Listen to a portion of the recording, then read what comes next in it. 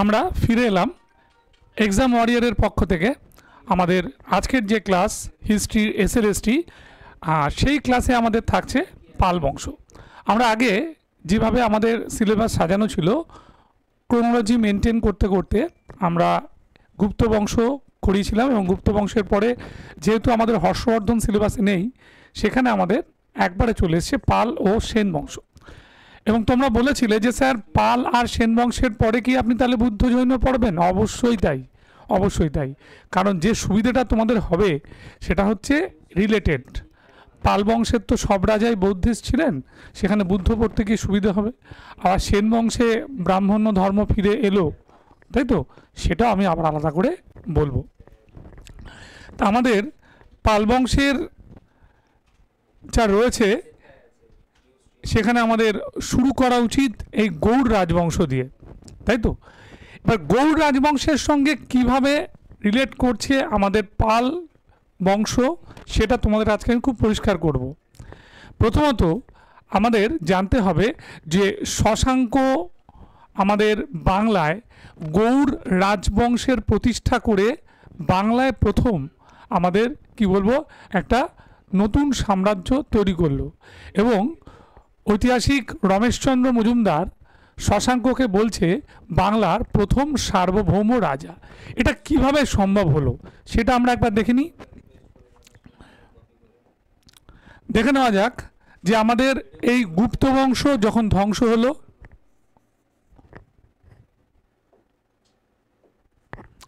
আমাদের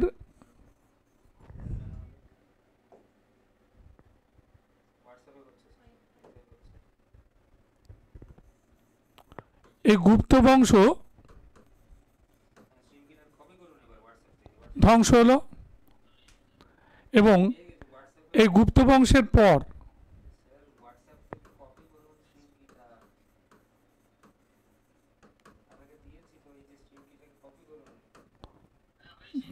গুপ্ত বংশ এই ধ্বংসের পরে আমরা কি দেখলাম? আমাদের আঞ্চলিক শক্তির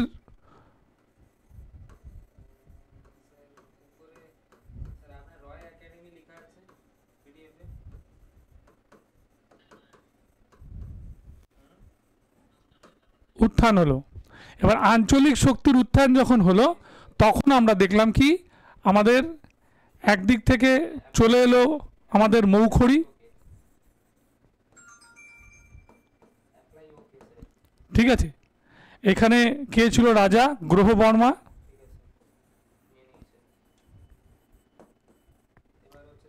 তারপরে এলো কে? এখান থেকে আমাদের পুষ্যভূতি বংশ, তাই তো, বর্ধন বংশ।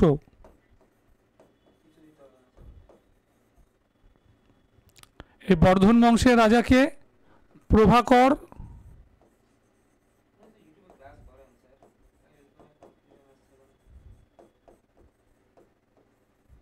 প্রভাকর বর্ধন, এবং প্রভাকর বর্ধনের সঙ্গে রয়েছে হর্ষবর্ধন।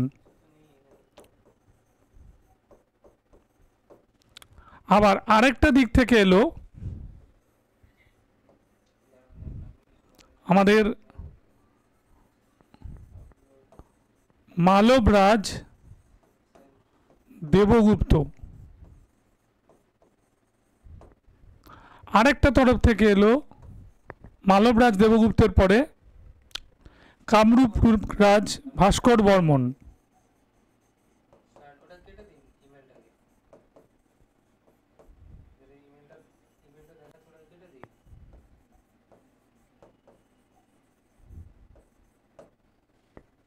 ঠিক, কামরূপ রাজ ভাস্কর বর্মন, মালবরাজ দেবগুপ্ত, আমাদের বর্ধন বংশের রাজা প্রভাকর বর্ধন ও হর্ষবর্ধন, মৌখরুলার গ্রহবর্মা, আর অবশ্যই এলো আমাদের গৌড়রাজ শশাঙ্ক।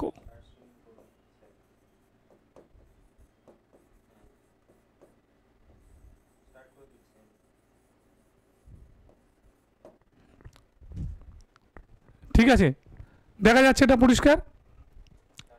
এবার এদের মধ্যে শুরু করেছিল কি প্রতিদ্বন্দ্বিতা। এর মধ্যে বন্ধু কে ছিল?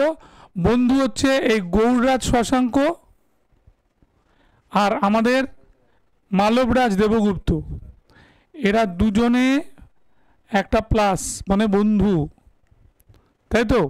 আর এরা সবাই গৌড়রাজ শশাঙ্কের হচ্ছে শত্রু, মানে মৌখরীরাজ গ্রহবর্মা, প্রভাকর বর্ধন হর্ষবর্ধন, কামরূপরাজ ভাস্কর বর্মন। তাহলে আমি যদি এরকম দেখানো যায়, এ, এটা বি, এটা সি, এটা ডি, এটা ই, এখানে বন্ধুত্ব খালি বি আর আমাদের ডির মধ্যে, বি আর ডির বন্ধুত্ব। আর বাদ বাকি হচ্ছে A C E, A C E হচ্ছে আমাদের এদের দুজনের এনিমি। দেখো যতটা সহজে সম্ভব এই জটিল ব্যাপারটাকে আমি সহজ করছি। এবং এইখানে কি হলো, যখন আমরা দেখতে পেলাম যে শশাঙ্ক গৌড়ের রাজা হলেন এবং গৌড়ের রাজা শশাঙ্কের সঙ্গে হৃদ্রতা ছিল মালবের রাজা দেবগুপ্তের, ঠিক সেই সময় আমরা দেখতে পেলাম যে এটা ভালো চোখে দেখল না বর্ধন বংশের রাজা প্রভাকর বর্ধন।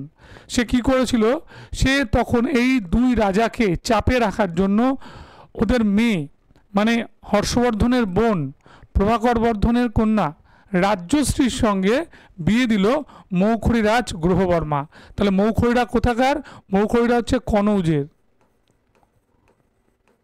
তাই তো, কনৌজের মৌখরীরাজ গ্রহবর্মা বিয়ে দিল। এবার এটা সঙ্গে সঙ্গে শশাঙ্ক ধরে ফেললো যে কি হতে যাচ্ছে বা কি করতে যাচ্ছে, এবং সেটাকে প্রেশারাইজড করবার জন্য শশাঙ্ক কি করলেন, মালবরাজ দেবগুপ্তকে বললেন যে এটাই হচ্ছে সুবর্ণ সুযোগ, আজকে এই বিয়ের বাসরের রাত তুমি আর্মি নিয়ে পুরো আক্রমণ করো। এবং সমস্ত সৈন্য নিয়ে যখন আক্রমণ করলো আমাদের দেবগুপ্ত, তখন গ্রহবর্মা প্রতিরোধ গড়ে তুলতে পারলো না, গ্রহবর্মা মারা গেল। এবং সেখানে রাজ্যশ্রীকে সম্মানের সঙ্গে বন্দি করে উনি নিয়ে চলে এলেন কোথায়, উনি নিয়ে চলে এলেন শশাঙ্কের প্রাসাদ কর্ণসুবর্ণ মহানগরীতে। ঠিক এই খবর যখন আমাদের পেয়ে গেলেন রাজা আমাদের প্রভাকর বর্ধন যখন এই খবরটা পেলেন, সঙ্গে সঙ্গে তিনি তার বড় ছেলে রাজ্যবর্ধনকে পাঠালেন, যাও বোনকে আগে উদ্ধার করো এবং একই সঙ্গে শশাঙ্ককে সাজা দাও। তো এইবার যখন রাজ্যবর্ধন আমাদের তার বোনকে ছাড়াতে গেল, তখন প্রথমেই বাধা দিতে এলো মালবের রাজা দেবগুপ্ত। মালবের রাজা দেবগুপ্তকে পরাস্ত নিহত করল রাজ্যবর্ধন। এরপর শশাঙ্ক রঙ্গমঞ্চে উপস্থিত হলো এবং রঙ্গমঞ্চে উপস্থিত হওয়া মাত্র যখন তার সঙ্গে যুদ্ধ করলো, মানে রাজ্যবর্ধনের সঙ্গে যখন যুদ্ধ করলো, তখন রাজ্যবর্ধন ওখানেই নিহত হলো।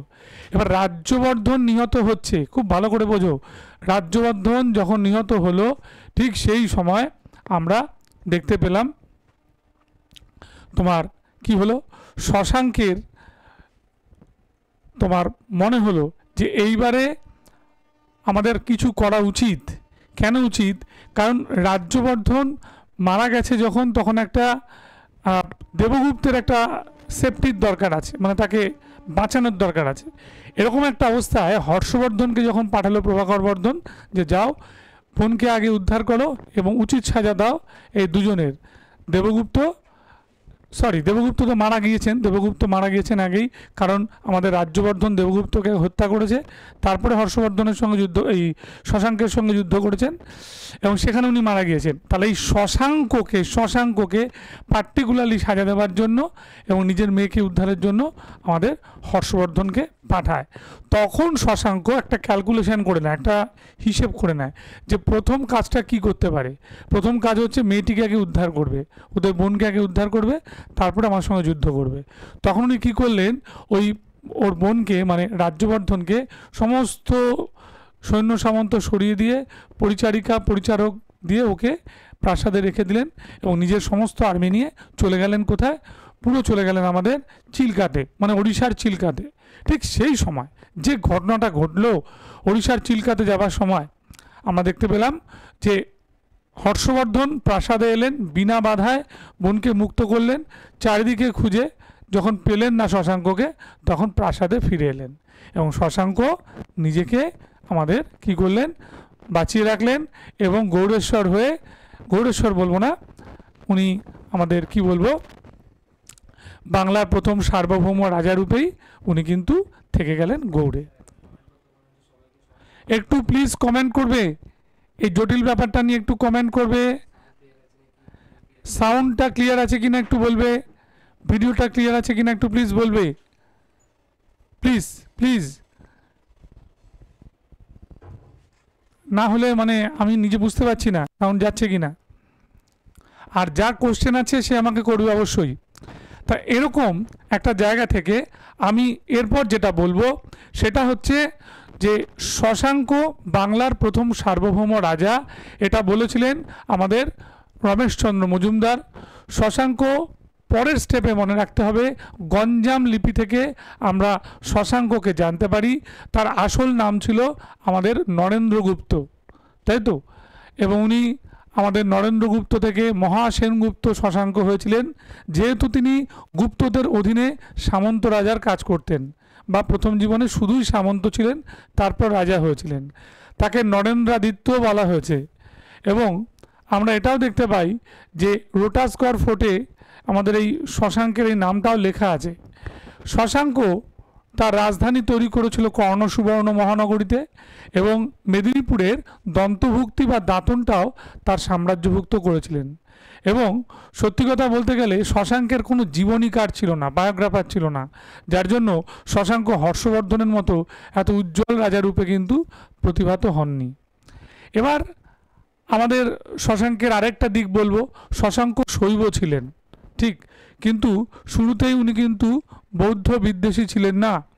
শুরুতেই উনি কিন্তু বৌদ্ধ বিদ্বেষী ছিলেন না, ঠিক আছে? এবং দেখে নাও তার কি হয়েছিল, অসুবিধাটা কি হয়েছিল।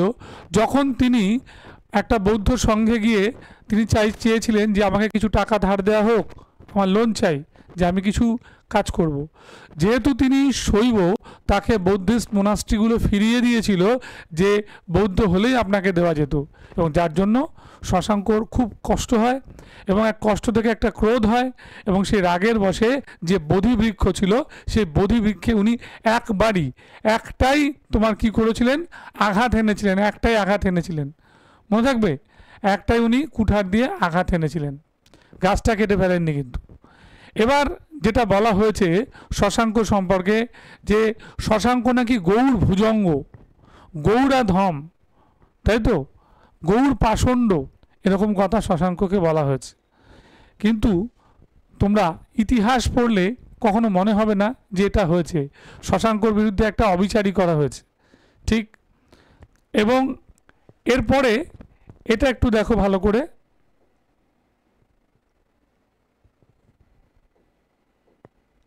এই যে শশাঙ্কর টাইমিংটাও একটু গন্ডগোল হয়েছে, 600 থেকে 637, ঠিক আছে, 600 থেকে 637, 687 হয়ে গেছে, ওটা 37। বাংলা টাইপিংয়ের সময় এই গন্ডগোলটা হয়।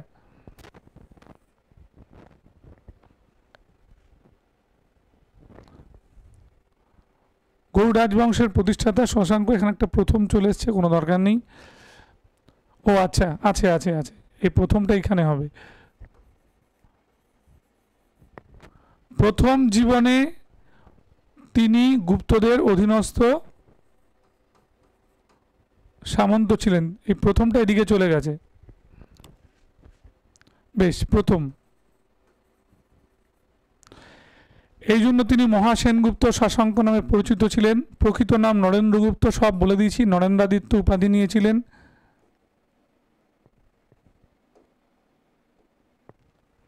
এবার দেখো এই দাঁতনে একটি দিঘি নির্মাণ করেন, যেটাকে শশাঙ্কের দিঘি বলা হয়। দন্তভুক্তি তার সাম্রাজ্যভুক্ত ছিল, কর্ণ সুবর্ণ মালবের রাজা দেবগুপ্ত বন্ধু ছিল, কামরূপ রাজ ভাস্কর বর্মন শত্রু, মৌখরী রাজ গ্রহবর্মা শত্রু, এবং বর্ধন বংশীয় রাজা হর্ষবর্ধন এবং প্রভাকর বর্ধন তার শত্রু ছিলেন।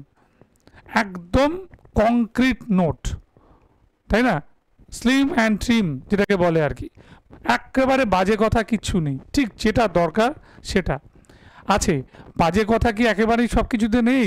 যখন মডার্ন ইন্ডিয়া পড়বে খালি নোট দেখলে তোমাদের মাথা খারাপ হয়ে যাবে। একটা নোটস নামবে বোধ হয় 98 পাতা, 106 পাতা, এরকম করে নামবে, কারণ কিচ্ছু খুঁটিনাটি সিলেবাসের বাদ দেওয়া হয়নি, ঠিক আছে। সব কিছুই বলবো, একটা ওভারলুক করব না, যা থাকবে এখানে। বলেছে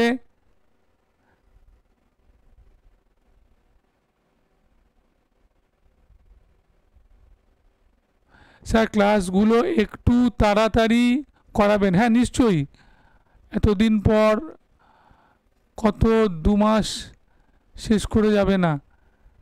হ্যাঁ ললিত, আমি অনেক তাড়াতাড়ি করে দেবো। তুই লক্ষ্য করে দেখো, আজকে কিন্তু প্রাচীন ভারত শেষ হয়ে যাচ্ছে।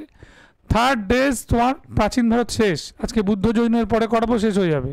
তারপরে আমি আজকেই ধরে নেব তোমার কি বলবো, এই আমাদের বলোটাকে মিডিয়েভেল ইন্ডিয়া, প্রি সুলতানি এজ, প্রভাকর বর্ধন।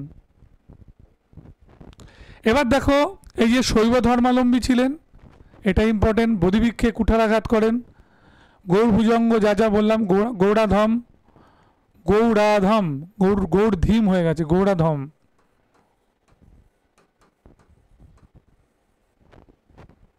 শশাঙ্ককে বাংলার প্রথম সার্বভৌম রাজা বলে উল্লেখ করা হয়েছে।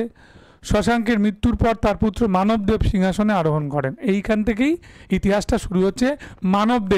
মানবদেব যখন সিংহাসনে বসে, সেখানেই আমাদের ঘোর অরাজকতা শুরু হলো। তার মানে আমরা বলতেই পারি এটা যে 637 থেকে এই 750 এই সময়টাই হয়েছিল কি আমাদের মাৎসন্যায়, তাই তো? এই দীর্ঘ সময়টা চলেছিল হচ্ছে মাৎসন্যায়, মনে থাকবে।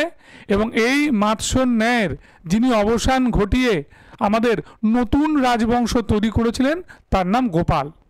ঠিক একদম।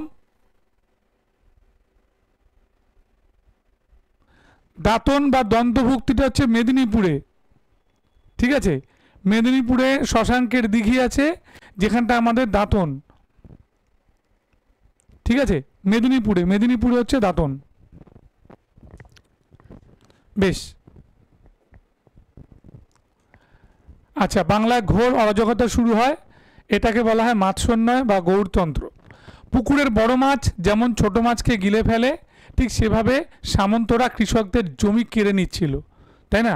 এবং এই কথাটাকে চিন্তা করে বলা হয়েছিল মাৎসন্যায়। মাৎসন্যায় এই কথাটার ইন্ট্রোডিউসার, মানে যিনি প্রথম চালু করেছিলেন, তিনি বাংলার কেউ নন। তার নাম চাণক্য বা বিষ্ণুগুপ্ত, বা আমাদের কি বলবো, এই অর্থশাস্ত্রের লেখক কৌটিল্য। তাহলে চাণক্য, বিষ্ণুগুপ্ত, কৌটিল্য, ইনি কিন্তু আমাদের এই আইডিয়াটা দিয়েছিলেন যে রাজা দুর্বল হয়ে গেলে তখন সামন্তরা প্রজাদের সর্বস্ব লুণ্ঠন করে, এবং এই সময়টা যে অরাজকতার সৃষ্টি হয়, ঠিক পুকুরের বা বড় মাছ যেমন ছোট মাছকে গিলে ফেলে, ঠিক তেমনই। এবং এই একটা অস্বস্তিকর অবস্থা থেকে মুক্তি দিতে যিনি এগিয়ে এসেছিলেন, তিনি আর কেউ নন, তিনি হচ্ছেন গোপাল। কারণ গোপালকে নির্বাচন করেছিল বাংলার সাধারণ মানুষ। তার বাবার নাম ছিল বাপ্পাট এবং তার ঠাকুরদার নাম ছিল দ্বৈত বিষ্ণু, এবং এই লোকটাই সে অরাজকতা দমন করে। লামা তারানাথ বলে একজন তিব্বতীয় লেখক এই পরিস্থিতিটাকে বলেছিল কি গৌড়তন্ত্র। লামা তারানাথ এটাকে বলেছিল গৌড়তন্ত্র, ঠিক আছে? মনে থাকবে।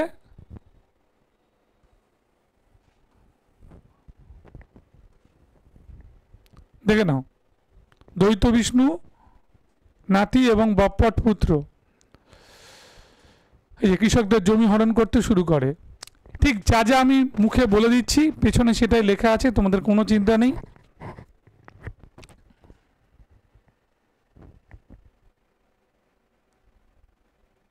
হ্যাঁ, পিডিএফে বানান ভুল হয়েছে, এটা একদম 100 বার আমি মানছি, একদম। আমি দেখছি একবার ওনাদের সঙ্গে কথা বলে পিডিএফটাকে একবার প্রুফ, মানে ঠিকঠাক করে আমাদের দেওয়া। আমি তোমাকে এটা কথা দিচ্ছি, মোগলদের সুলতানি যুগের আর ভুল নেই, পাবে না। ডিটিপি অপারেটর যাকে নিয়েছিলাম, তিনি খুব ভালো ডিটিপি অপারেটর, কাজ করেছেন। যৎ সামান্য ভুল যা হয়েছে এই বাংলার ইতিহাস পর্যন্ত, এনশিয়েন্টের কাজ যিনি করেছেন তার সময় একটু ভুল ছিল। এখানেও দেখো ভুলের পরিমাণ আস্তে আস্তে কমছে, ঠিক আছে? আছে, এই বুদ্ধ জৈন আছে এরকম, ঠিক আছে? এরকম বানান ভুল আছে, একটু চেক করে নেবে, তুমি বুঝতে পারবে। তোমরা সবাই পড়ে এসছো তো, তোমরা হিস্ট্রি অনার্স পড়ে এসছো, পাস পড়ে এসছো, তোমরা বুঝে যাবে ওই স্পেলিংটা কী ভুল। তবুও আমি লিখে দেবো, চিন্তা নেই। আচ্ছা, এবার গোপাল আমাদের এলেন। এবার গোপালের কথা বলতে গিয়ে আমি প্রথমেই বলবো বাংলার প্রথম নির্বাচিত রাজা, ফার্স্ট ইলেক্টেড সুলতান, এই সুলতান নয়, first elected king of Bengal, বাংলার প্রথম নির্বাচিত রাজা, এই ভূমিকাটা গোপালেরই ছিল। এবং এই ভদ্রলোক যখন সিংহাসনে বসলেন তখন তিনি যে উপাধিটা নিয়েছিলেন সেটা হচ্ছে পরম সৌগত। তিনি বাংলার প্রথম নির্বাচিত রাজা, এটাও মনে রাখবে। এবং গোপালকে যেহেতু প্রজারা চেয়েছিলেন এবং প্রজারাই নির্বাচিত করেছিলেন, তাই তাকে বলা হয় প্রকৃতিপুঞ্জ। মনে থাকবে, একদম সিম্পল লাইনে লিখে দিয়েছি, প্রকৃতিপুঞ্জ। ঠিক, এবার দেখো এই প্রকৃতিপুঞ্জ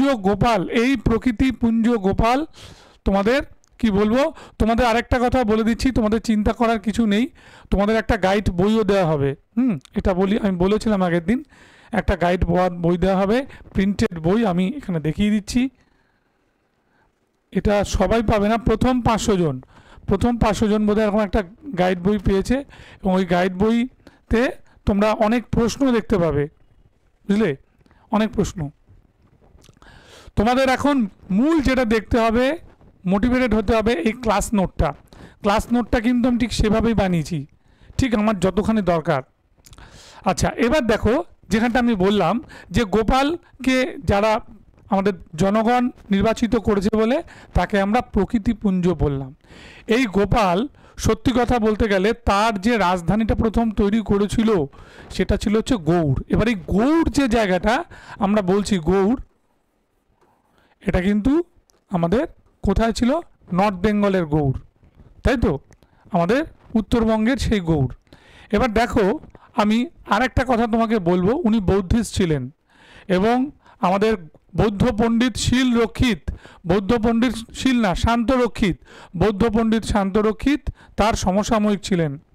ঠিক আছে, বাংলার প্রথম বৌদ্ধ রাজা, এক্সিলেন্ট কোশ্চেন, বাংলার প্রথম বৌদ্ধ রাজা এটাও কিন্তু আমাদের ছিলেন কে, এই ভদ্রলোক গোপাল। আমরা এটা প্রায় গুলিয়ে ফেলি, আমরা এটাকে ধর্মপাল করে দিই বা দেবপাল করে দিই, কেউ আমরা বোকার মতো হর্ষবর্ধনও করে দিই। হর্ষবর্ধন কিন্তু বাংলার নয়, এটা তোমরা ভালো করে মনে রাখবে। ঠিক, তারপরে কোশ্চেন কি বলছে, এটা বোধহয় শুভঙ্কর তুই যে বইয়ের কথাটা বলছো না, এটা প্রথম 500 জন পাবে, প্রথম 500 জন 500। আমি স্যারের কাছে একটু জিজ্ঞেস করে নেবো ভালো করে ডিটেলে বইটার ব্যাপারে।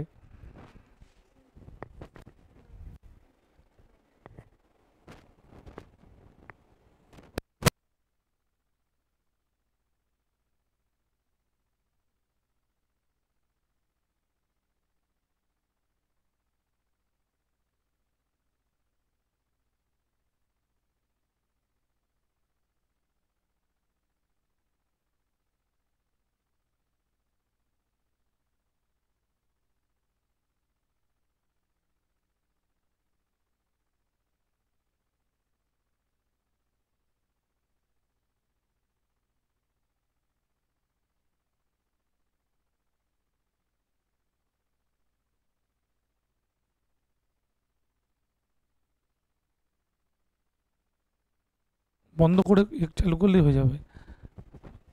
আচ্ছা, শুনতে পাচ্ছ তোমরা? হ্যাঁ, যেটা আমি বললাম, তারপরে এই গোপালের সময় আমি আবারও বললাম যে রাজধানী নিয়ে একটা বিতর্ক আছে, তোমরা এখানে গৌড় অ্যান্সার করবে। ঠিক আছে, মগধ লিখে দেয় কোনো বইতে, কিন্তু গৌড় করবে। গৌড় থেকে মুঙ্গেরে যিনি রাজধানীটাকে স্থানান্তরিত করেছিলেন তিনি আর কেউ নন, তিনি হলেন আমাদের গোপালের নাতি, মানে দেবপাল। এটা মাথায় রাখবে। বেশ, মাৎসন্য ন্যায় অবসান ঘটানো তার জীবনের একটা শ্রেষ্ঠ কৃতিত্ব। বিখ্যাত বৌদ্ধ পণ্ডিত শান্তরক্ষিত, আমি যেটা বললাম, তার সভায় উপস্থিত ছিল।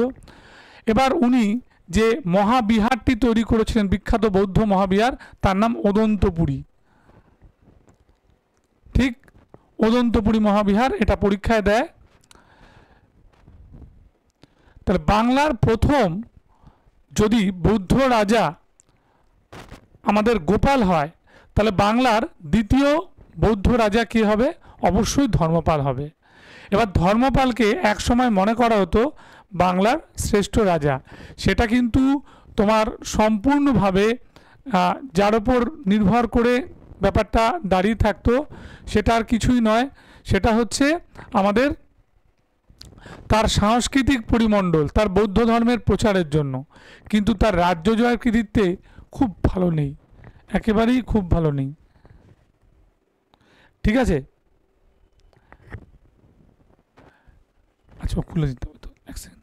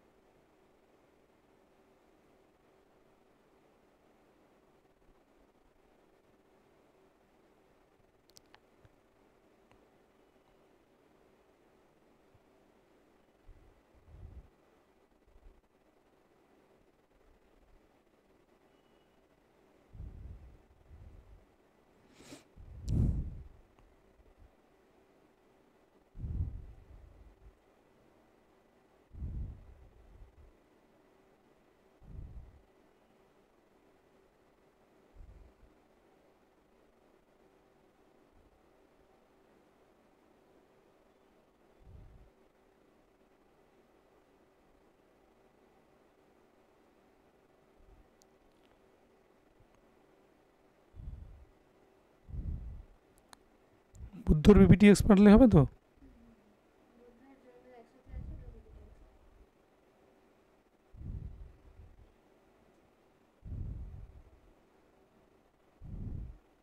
স্যারকে পাঠিয়ে দেবো নাকি? আপনার নাম্বারটা সেভ করা নিয়ে মানে এদিকে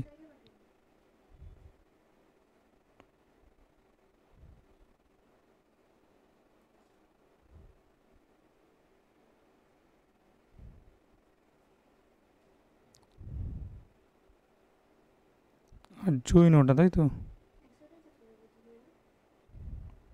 না, বুদ্ধ আলাদা জৈন আলাদা ছিল, তার দেখছি।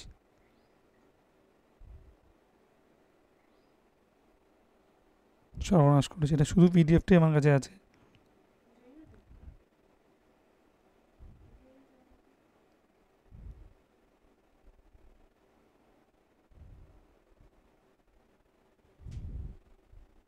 চলে গেছে, আগে বুদ্ধ তারপর জৈন। বুদ্ধটা পিপিটি এক্স পাঠালাম। হ্যাঁ শোনা যাচ্ছে, হ্যাঁ শোনা যাচ্ছে এবারে, ঠিক যেটা আমি বললাম। তাহলে এবার যখন আমাদের রাজা ধর্মপাল সিংহাসনে বসলেন, এই ভদ্রলোকও কিন্তু মনে রাখবে একই রকমভাবে উনিও বৌদ্ধিস্ট ছিলেন, এবং এতটাই ডেডিকেটেড বৌদ্ধিস্ট ছিলেন যে উনি সোমপুরী মহাবিহার তৈরি করেছিলেন, বিক্রমশীল মহাবিহার তৈরি করেছিলেন। বাবু সাউন্ড শোনা যাচ্ছে তো? বিক্রমশীল মহাবিহার তৈরি করেছিলেন, এবং তার সঙ্গে সঙ্গে সোমপুরী বিক্রমশীল মহাবিহারের সঙ্গে সঙ্গে মনে রাখবে উনি আমাদের রিভাইভ বা পুনরুজ্জীবিত করেছিলেন নালন্দা বিশ্ববিদ্যালয়কে একেবারে একটা সেন্টারের জন্য। কিসের সেন্টারের জন্য? আমাদের যাকে বলে বৌদ্ধ সেন্টারের জন্য। বেশ, তাহলে বৌদ্ধ প্রতিষ্ঠানের জন্য যখন এই কাজটা তারা করছে, এবং সেই ক্ষেত্রে 3টে বিশ্ববিদ্যালয়, যার মধ্যে 2টো বিশ্ববিদ্যালয় সোমপুরী আর বিক্রমশিলা আমাদের তৈরি করছেন ধর্মপাল, আর উনি রিপেয়ার করছেন, মানে রিকনস্ট্রাকশন, রিপেয়ার বলবো না, মানে রিভাইভ, পুনরুজ্জীবিত করছেন সেই কুমারগুপ্তের নালন্দা বিশ্ববিদ্যালয়, যা হর্ষবর্ধনের হাতে একবার কি বলবো রিপেয়ার হয়েছিল, সেটা পুনরুজ্জীবিত করে দিলেন কে? আমাদের এই ধর্মপাল। এবারে ধর্মপাল এই জায়গাটা বা এই পরিমণ্ডল তৈরি করার পাশাপাশি তিনি পেয়েছিলেন আমাদের গর্গ বলে একজন প্রধানমন্ত্রীকে, এবং গর্গের সহায়তায় উনি ঠিক করলেন আমাদের কি হবে ত্রিপাক্ষিক সংগ্রাম বা ত্রিপাক্ষিক যুদ্ধ, তাই তো?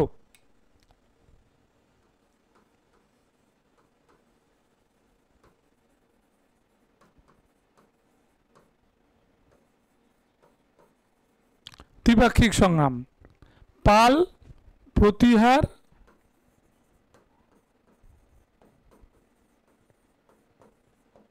আর রাষ্ট্রকূট, 3টে, পাল, প্রতিহার আর রাষ্ট্রকূট, এই 3জনকে নিয়ে যুদ্ধ করা শুরু করলো। এবার পাল, প্রতিহার, রাষ্ট্রকূট যখন যুদ্ধ করতে গেল, সেখানে এদের সঙ্গে যুদ্ধ করতে গিয়ে পেয়ে গেল কাকে? আমাদের আয়ুধ, তাই তো। এবার আয়ুধের যে ব্যাপারটা আমরা দেখেছিলাম, আমাদের ইন্দ্রায়ুধ আর চক্রায়ুধ, তাই তো। আমাদের এই রাজার রিপ্লেস উনি করে দিয়েছিলেন, তাই তো। চক্রায়ুধ আর ইন্দ্রায়ুধের দুই ভাইয়ের এই রিপ্লেসমেন্ট যখন হয়, এবং তখন কি হয়, ধর্মপাল যেহেতু করিয়ে দিয়েছিলেন, তাই ধর্মপালকে আমাদের আয়ুধরা সাপোর্ট করেছিল, এবং ধর্মপালকে যখন আয়ুধরা সাপোর্ট করে, ঠিক সেই সময় আমাদের পালেদের শক্তিও বৃদ্ধি পায়। ঐতিহাসিক দীনেশচন্দ্র রায় একটা কথা বলেছিল, যেটাকে ত্রিপাক্ষিক সংগ্রাম না বলে এটাকে বলা উচিত চতুর্শক্তির যুদ্ধ। কিন্তু ভালো করে ভেবে দেখো, এই যে পালেদের আন্ডারে কিন্তু আয়ুধরা কাজ করছে, মানে সাবঅর্ডিনেট হয়ে, তাদের অধীনস্থ হয়ে। তাহলে আমরা কি করে এটাকে চতুর্শক্তির যুদ্ধ বলবো? নিহার রঞ্জন রায় বাঙালির ইতিহাস, তাই তো, বইটি যদি তোমরা ভালো করে পড়ে থাকো তাহলে দেখবে এই যুদ্ধের কথার উল্লেখ করছে, এবং এখানে উনিও কিন্তু বলছেন যে এটা কখনোই চতুর্শক্তির যুদ্ধ নয়, এটা ত্রিপাক্ষিক সংগ্রাম। আবার একই রকমভাবে যদি তোমরা আব্দুল মমিন চৌধুরীর বই দেখো, ঠিক আছে, এই ঢাকা পাবলিকেশন থেকে বই, তাতেও কিন্তু উনিও একই কথা বলছেন। এবং আব্দুল করিমের বাংলার ইতিহাসের যে পাঠটা প্রাচীন বাংলায় শুরু হচ্ছে, সেখানেও কিন্তু উনি একই কথা বলছেন। এবার প্রশ্ন হচ্ছে যে দক্ষিণ ভারতীয় ঐতিহাসিকরা এই জায়গাটাকে হাইলাইট করেছেন, যেমন কে এ নীলকণ্ঠ শাস্ত্রী, তারাও একই রকমভাবে বলছে যে এটাতে সাফল্য যদি কেউ পেয়ে থাকে অবশ্যই দেবপাল পেয়েছিল, কিন্তু ধর্মপাল নয়, একেবারেই নয় ধর্মপাল। আমি তোমাকে বই বলে দিচ্ছি, অনার্সের একটা ভালো বই বলি, সুনীল চট্টোপাধ্যায়, 83 সালের এডিশান, এবং ওই বইটার আর কিছু হয়নি, মানে 83 সালে যা লেখা হয়েছিল সেটা করেই বেরোচ্ছে, কারণ কারো ক্ষমতা হয়নি আমি দেখলাম ওই বইটার সঙ্গে কিছু জোড়ে বা মাইনাস করে। ওই বইটাতে খুব সুন্দরভাবে এটা দেওয়া আছে, এই জটিল ব্যাপারটাও ভালো করে বোঝানো আছে। তিনি বলছেন একইভাবে যে ধর্মপাল আলটিমেটলি এখানে হেরে গেছিল রাষ্ট্রকূট রাজ তৃতীয় গোবিন্দের কাছে। কি নাম বললাম? রাষ্ট্রকূট রাজ তৃতীয় গোবিন্দের কাছে হেরে গিয়েছিল, এবং একইভাবে প্রতিহার রাজ নাগভট্টের কাছে হেরে গিয়েছিল। তাহলে এই হেরে যাওয়ার জন্য যে জায়গাটাকে কেন্দ্র করে এই ত্রিপাক্ষিক সংগ্রাম, সে আর্যাবর্ত হাত থেকে বেরিয়ে গেছিল, তাই তো। আর্যাবর্ত মানে হচ্ছে কনৌজ আর্যাবর্তের মধ্যে পড়ে, বেরিয়ে গেছিল, এবং সেটাকে রিকভার করবার মতো, ঠিক আছে, অবস্থা কিন্তু আর ধর্মপালের ছিল না। কিন্তু তাতে কি ধর্মপালের সব কিছু ক্ষুণ্ণ হয়ে যায়? কখনোই না। কারণ তোমাদের আমি বলে দিই, তার সময় এই গৌড়, এই রাজধানী যথেষ্ট সমৃদ্ধ ছিল, এবং তিনিও এক বৌদ্ধ পণ্ডিতকে নিয়ে এসেছিলেন, যিনি তার কোর্টে তোমার খ্যাতি লাভ করেছিলেন। ঠিক মনে থাকবে এটা, একদম ডিসপ্যাচ হবে, চিন্তা নেই, ঠিক আছে, এটা মনে থাকবে। এবার দেখো যা যা আমি বললাম, এই যে প্রতিহার রাজ নাগভট্ট রাষ্ট্রকূট রাজ তৃতীয় গোবিন্দের কাছে পরাস্ত হন, ত্রিপাক্ষিক সংগ্রাম, পাল গুর্জর প্রতিহার এবং রাষ্ট্রকূট, এই প্রতিহারটা হচ্ছে গুর্জর প্রতিহার। নালন্দা বিশ্ববিদ্যালয়কে পুনরুজ্জীবিত করেন সোমপুরী বিক্রমশিলা, ঠিক আছে, এটা বিহারের ভাগলপুরে, আর সোমপুর হচ্ছে বিহার, বৌদ্ধ ধর্মাবলম্বী গর্গ।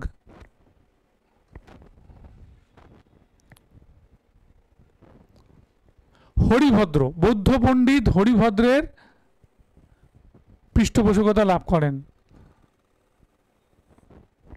মনে থাকবে, বৌদ্ধ পণ্ডিত হরিভদ্রের পৃষ্ঠপোষকতা লাভ করেন উনি। তাহলে ধর্মে হরি, দেখো কিভাবে মনে রাখবে, কৌশলটা বলে দিই। ধর্ম আর হরি মানে হচ্ছে কে? শ্রীকৃষ্ণ ভগবান, তার সঙ্গে একটা কি আছে? শান্তির ধর্ম মিশে আছে।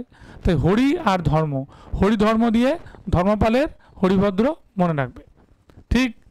আর যখনই আমাদের শান্ত রক্ষিত, কীভাবে মনে রাখবে? যে গোপাল খুব শান্ত রাজা ছিলেন, তেমন যুদ্ধ কিন্তু উনি করেননি যতটা ধর্মপাল করেছিল, তাই শান্ত রক্ষিত আসবে গোপালের কাছে। আবার কে আছে? দেবপাল। দেবপালের সময় স্যার গুলিয়ে যায় যে দেবপাল যাদের সঙ্গে মানে দেবপালের সময় যিনি ছিলেন, ঠিক আছে, তো দেবপালের সময় ওটা মনে রাখার একটাই সহজ কৌশল, এই দুটো নাম বাদে যেটা পড়ে থাকবে সেটা যাবে দেবপালে, ঠিক মনে থাকবে। এবং এইখানে বলে দিই, দেবপালের যিনি সেনাপতি ছিলেন তার নামের সঙ্গে মিল ছিল পাল দিয়ে, তার নাম জয়পাল। এটা আবার ওখানে অড, এই জয়পালটাকে ওখানে আনবে না। ধর্মপালের রাজধানী একই জায়গায়, ঠিক আছে, লোহিত একই জায়গায় মানে হচ্ছে কোথায় বললাম, আমাদের মুঙ্গের নয়, সেই বানগড় গৌড়, তখন গৌড়টাকে বলা হতো বানগড়, গৌড় বা বানগড়ে, ঠিক আছে, রাজধানী। আচ্ছা, এবার দেখো আমাদের খালিমপুর তাম্রলিপি, এটা পরীক্ষায় অনেকবার এসছে যে খালিমপুর কপার প্লেট থেকে ধর্মপালের বিজয় কাহিনী লিপিবদ্ধ আছে। তিনি আয়ুধ বংশীয় রাজা ইন্দ্রায়ুধকে পরাস্ত করেন, তার জায়গায় চক্রায়ুধকে নিয়ে আসেন। খুব সহজ, কিরমভাবে মনে রাখবে, আমাদের রস্যই আগে, তাই তো, স্বরবর্ণ আগে, ব্যঞ্জনবর্ণ পরে, মানে চ পরে, তাহলে ইন্দ্রায়ুধকে উনি সরাচ্ছেন, চক্রায়ুধকে নিয়ে আসছেন, ঠিক মনে থাকবে। ভগবান ইন্দ্র সরে যাচ্ছে, তার জায়গায় শ্রীকৃষ্ণের চক্র আসছে, এই দিয়ে মনে রাখতে পারো, তাহলে চক্রায়ুধ মনে পড়বে। তিনি ধর্মপাল রাষ্ট্রকূট রাজ ধ্রুবের কাছে পরাস্ত হন, ঠিক আছে, তিনি মানে হচ্ছে ধর্মপাল। রাষ্ট্রকূট রাজ ধ্রুব কিন্তু তাকে পরাস্ত করেছিল, তাহলে সেই হিসেব করলে দুজন রাজা, তৃতীয় গোবিন্দ এবং তৃতীয় গোবিন্দর সঙ্গে রাষ্ট্রকূট রাজ কি বললাম ধ্রুব তাকে পরাস্ত করলো। গুজরাটি কবি সোড্ডল, গুজরাটি কবি সোড্ডল ধর্মপালকে আমাদের কি বলেছিল, ধর্মপালকে তার উদয় সুন্দরী কাব্য গ্রন্থে বলেছিল হচ্ছে আমাদের, একবারে বলেছিলেন উনি উত্তরা পথস্বামী, তাই তো। তাহলে উত্তরা পথস্বামী এই নামটা কার নামের সঙ্গে যুক্ত, তোমরা পেয়ে গেলে। উত্তরা পথস্বামী এই নামটা যুক্ত হচ্ছে আমাদের এই ভদ্রলোকের সঙ্গে, যিনি হচ্ছেন আমাদের ধর্মপাল, তাই তো। যেমন দেখো, সকলোত্তর পথনাথ আমাদের হর্ষবর্ধনকে বলা হয়, আর উত্তরা পথনাথ স্বামী বলা হয় কিন্তু এই ভদ্রলোককে, মানে আমাদের ধর্মপালকে।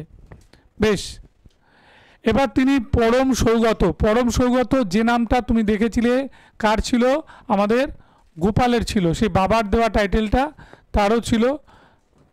এবং তার সঙ্গে সঙ্গে উনি আমাদের আর কি উপাধি নিয়েছিলেন, সুযোগ্য পুত্র দেবপাল সিংহাসনে আরোহণ করেন, ঠিক আছে, মনে থাকবে। তাহলে একটা হচ্ছে উত্তরা পথস্বামী, আর একটা পেলাম কি পরম সৌগত। তাহলে আমার একটাই প্রশ্ন থাকলো, যেটা একটু ভেবে তোমরা উত্তর দেবে, তোমরা নেট ঘাঁটতে পারো, বই খুলতে পারো, ঠিকঠাক করে দেবে।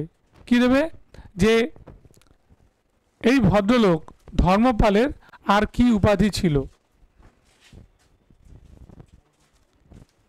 দেখো বলতে পারলে না, বিক্রমশীল, আর একটা উপাধি ছিল তার বিক্রমশীল, মনে থাকবে।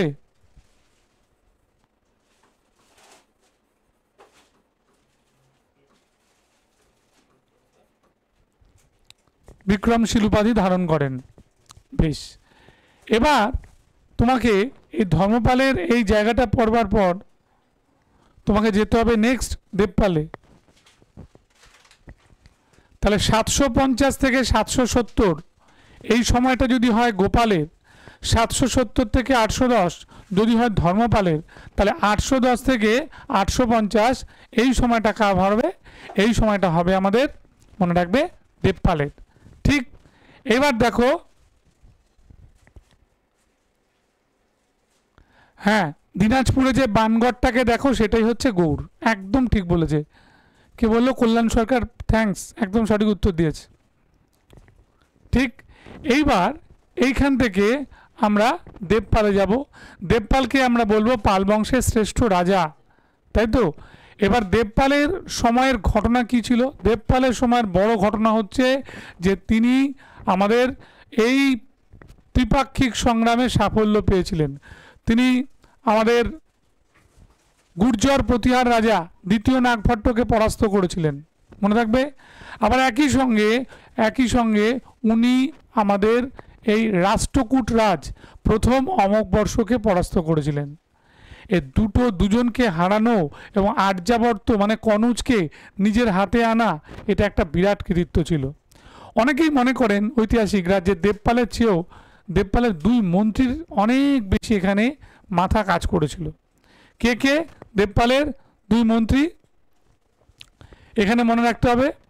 এবং এরা তোমাদের কি বলবো, কেদার মিশ্র এবং দর্ভপাণি, এই দুজনের যে নাম আমরা পাচ্ছি, তারা শুধু একজন কূটকৌশলী মন্ত্রী নয়, এবং যথেষ্ট ভালো তারা হচ্ছে সংস্কৃতি পরায়ণ মানুষ ছিলেন। ঠিক, এবার দেখো পরের পয়েন্ট, উনি কিন্তু রাজধানীটাকেও স্থানান্তরিত করলেন। আগে যেখানে গৌড় বা বানগড় ছিল, তোমাদের বলেছিলাম গৌড় বানগড়, সেই গৌড় বানগড় থেকে উনি মুঙ্গেরে নিয়ে এলেন। তাহলে পালেদের রাজধানীটা আবার চলে এলো কোথায়, আমাদের বিহারে। ঠিক, এবার দেবপালের একজন সেনাপতি ছিল যার নাম ছিল জয়পাল। অনেকে মনে করেন যে জয়পালের যুদ্ধ পরিচালনার জন্য নাকি এই ত্রিপাক্ষিক সংগ্রামে আমাদের দেবপাল জিতেছিলেন।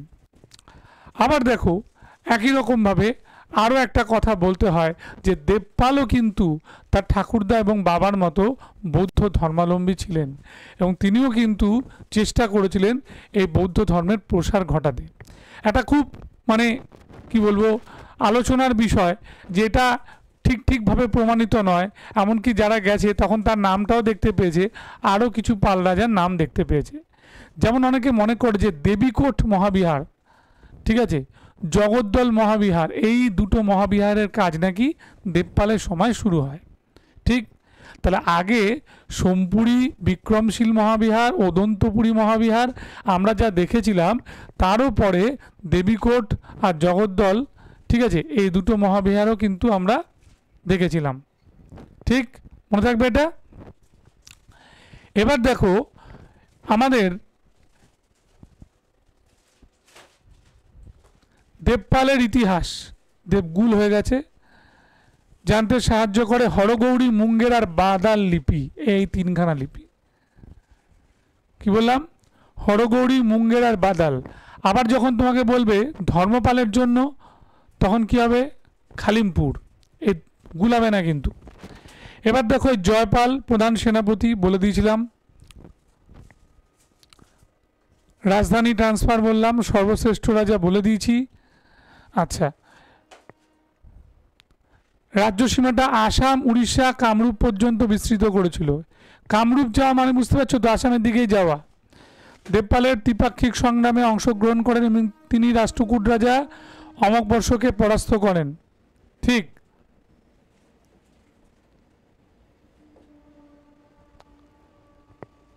এবং একই সঙ্গে তোমরা জানবে যে শ্রীলঙ্কার রাজা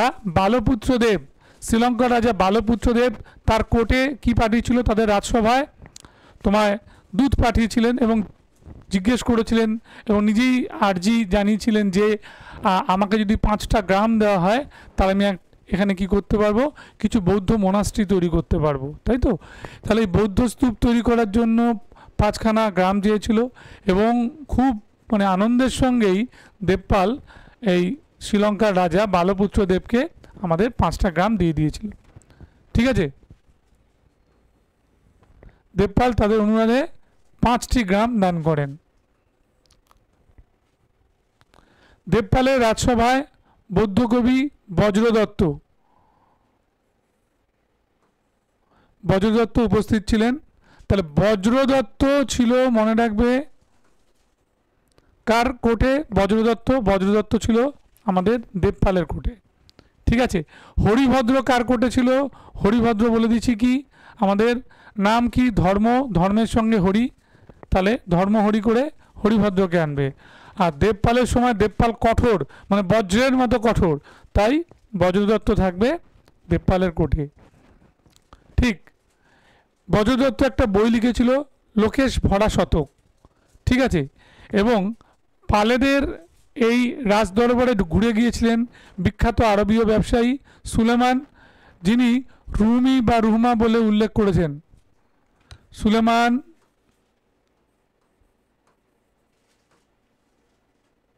পালদের রুহুমি বা রুহমা বলে উল্লেখ করেছেন। তাহলে রুহুমি কি? রুহুমি হচ্ছে আর্কিটেকচার। পাল যুগের আর্কিটেকচার ভাল লেগেছিল বলে উনি রুহুমি বলে উল্লেখ করেছিলেন।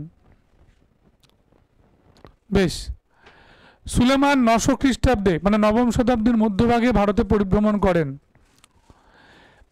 দেবপাল নিজে বৌদ্ধ ধর্মাবলম্বী ছিলেন। মগধে কয়েকটা বৌদ্ধ মন্দির ও সংঘ নির্মাণ করেন এবং দেবপালের মা ছিলেন রত্না দেবী, রাষ্ট্রকূট রাজকন্যা।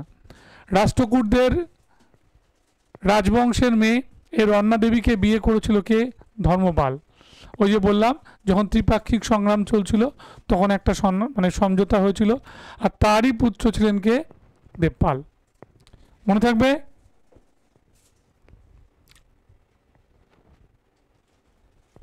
এই যে গৌড়ে, যা বর্তমানে বানগড় নামে পরিচিত, এখানে আমি দিয়ে দিয়েছি।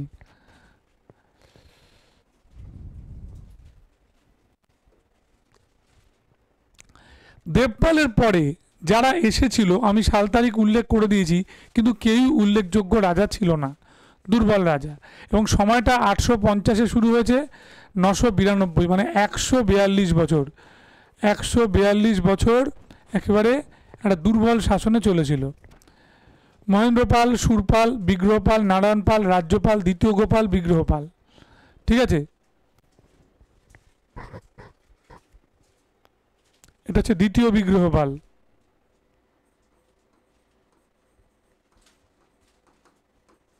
ঠিক আছে, এই বিগ্রহপাল, ইনি হচ্ছেন দ্বিতীয় বিগ্রহপাল। এটা আমাদের না পড়লেও হবে। এবার যাকে দিয়ে আমরা দেখব যে ঘুরে গেল পজিশনটা, তিনি হচ্ছেন প্রথম মহিপাল, ফার্স্ট মহিপাল। এই প্রথম মহিপালের সময় কি হলো? ওনাকে বলা হলো পাল সাম্রাজ্যের দ্বিতীয় প্রতিষ্ঠাতা। কেন স্যার পাল সাম্রাজ্যের দ্বিতীয় প্রতিষ্ঠাতা বলা হচ্ছে কেন? কি করেছেন তিনি? দুটো ঘটনা উল্লেখ করি আমি। একটা হচ্ছে কলাচুরিদের পরাস্ত করে একটা বড় শত্রু উনি দমন করেছিলেন। আর দ্বিতীয়ত তার সময় আমাদের নিশ্চয়ই মনে আছে যে রাজেন্দ্র চোল 1022 খ্রিস্টাব্দে গঙ্গা পেরিয়ে যখন বাংলায় ঢুকেছিলেন, গঙ্গা যেহেতু ক্রস করেছিলেন তাই তাকে বলা হলো গঙ্গাই কোণ্ড, এবং সেইভাবে উনি কি করেছিলেন? যুদ্ধ পরিচালনা করেছিলেন। এবং গঙ্গাই কোণ্ড, ঠিক আছে, এই যে গঙ্গাই কোণ্ড যার নামে আমি বলছি যে উনি যুদ্ধ করলেন, সেই যুদ্ধে আমাদের কোনো প্রতিরোধ গড়ার চেষ্টাই করলেন না পালেদের রাজা প্রথম মহিপাল। দেখো এবার ঐতিহাসিকরা এটাকে দুভাবে বর্ণনা দিয়েছে, যে পরাস্ত হয়েছিলেন তাতে খুব ক্ষয়ক্ষতি হয়নি, আবার বলছে যে যুদ্ধ করার কোনো অবকাশই দেননি, তিনি যথেষ্ট পরিমাণে আপ্যায়ন করেন আমাদের চোল রাজা রাজেন্দ্র চোলকে। এতটাই আপ্যায়ন করেন তিনি আপ্লুত হয়ে যান এবং তিনি বাংলা ওই রাজ্য না কেড়ে নিয়ে কিছু রাজস্ব, কিছু খাবার দাবার নিয়ে উনি ওখান থেকে চলে যান। এবং এই যে ঘটনাটা উনি ঘটালেন, বাঁচিয়ে দিলেন আমাদের পাল সাম্রাজ্যকে, তখন তাকে বলা হলো এক কথায় পাল সাম্রাজ্যের দ্বিতীয় প্রতিষ্ঠাতা বা দ্বিতীয় পাল সাম্রাজ্যের প্রতিষ্ঠাতা বলেও তাকে উল্লেখ করা হলো। বোঝা গেল? বোঝা গেল কি প্রথম মহিপালের কৃতিত্ব? দ্বিতীয় পয়েন্ট আমি এটা অ্যাড করেছি, এটা জানবে যে 992 থেকে 1042, আর সুলতান মাহমুদ ভারত আক্রমণ করেছে 1000 থেকে 1027, তাহলে কতবার হলো? 17 বার। তাহলে পুরো টাইমটাতে যখন সুলতান মাহমুদ আমাদের ভারত আক্রমণ করেছিল তখন কিন্তু মহিপাল ছিল আমাদের রাজা।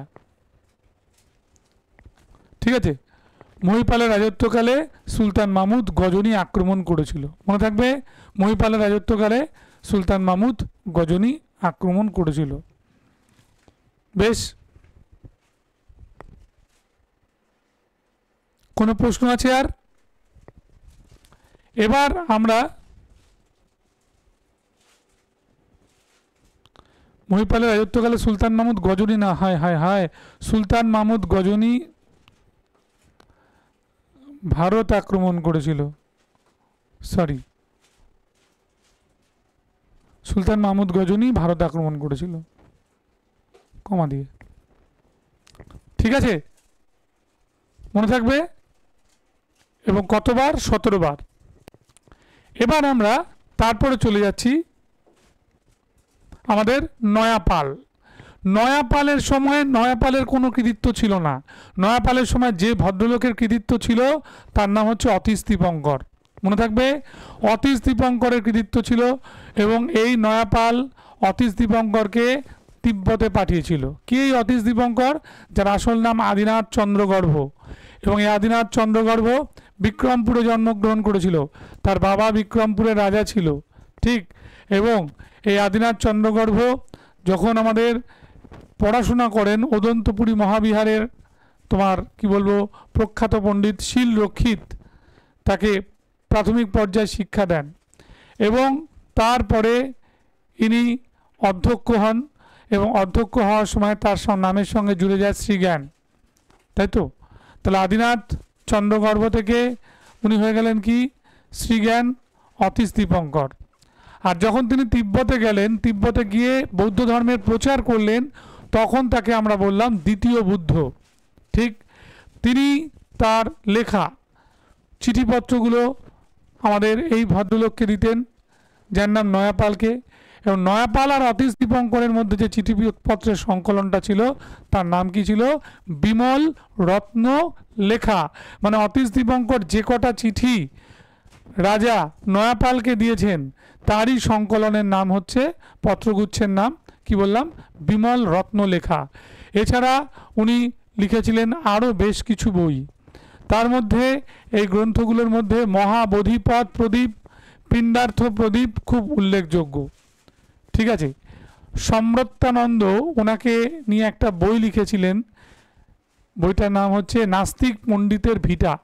এই যে নাস্তিক পণ্ডিতের ভিটা, যে বই মানে যার সম্পর্কে লেখা হয়েছে তিনি আর কেউ নন, তিনি হচ্ছেন আমাদের এই ভদ্রলোক, ঠিক। মনে থাকবে এই ভদ্রলোকের নাম কি? আমাদের অতীশ দীপঙ্কর। তিব্বতে বৌদ্ধ ধর্মকে উনি দ্বিতীয়বারের জন্য পুনরুজ্জীবিত করেন। প্রথমবার তিব্বতে যিনি বৌদ্ধ ধর্ম প্রচার করতে গিয়েছিলেন তার নাম ছিল পদ্ম সম্ভব। পদ্ম সম্ভব, পান সম্ভব হয়ে গেছে, দেখেছো? পদ্ম, পদ্ম সম্ভব। বাংলায় টাইপ করা খুবই কঠিন, খুব কঠিন এবং খুব ধৈর্যের ব্যাপার। আমি বললাম তো এইটুকু ভুল থাকবে, আমি সব এখানেই কারেকশন করে দিচ্ছি, তোমরাও কারেকশন করে নেবে, লিখে রাখতে পারো। পান সম্ভব বলে যে নোটটা আসবে পিডিএফে, ওখানে হবে পদ্ম সম্ভব।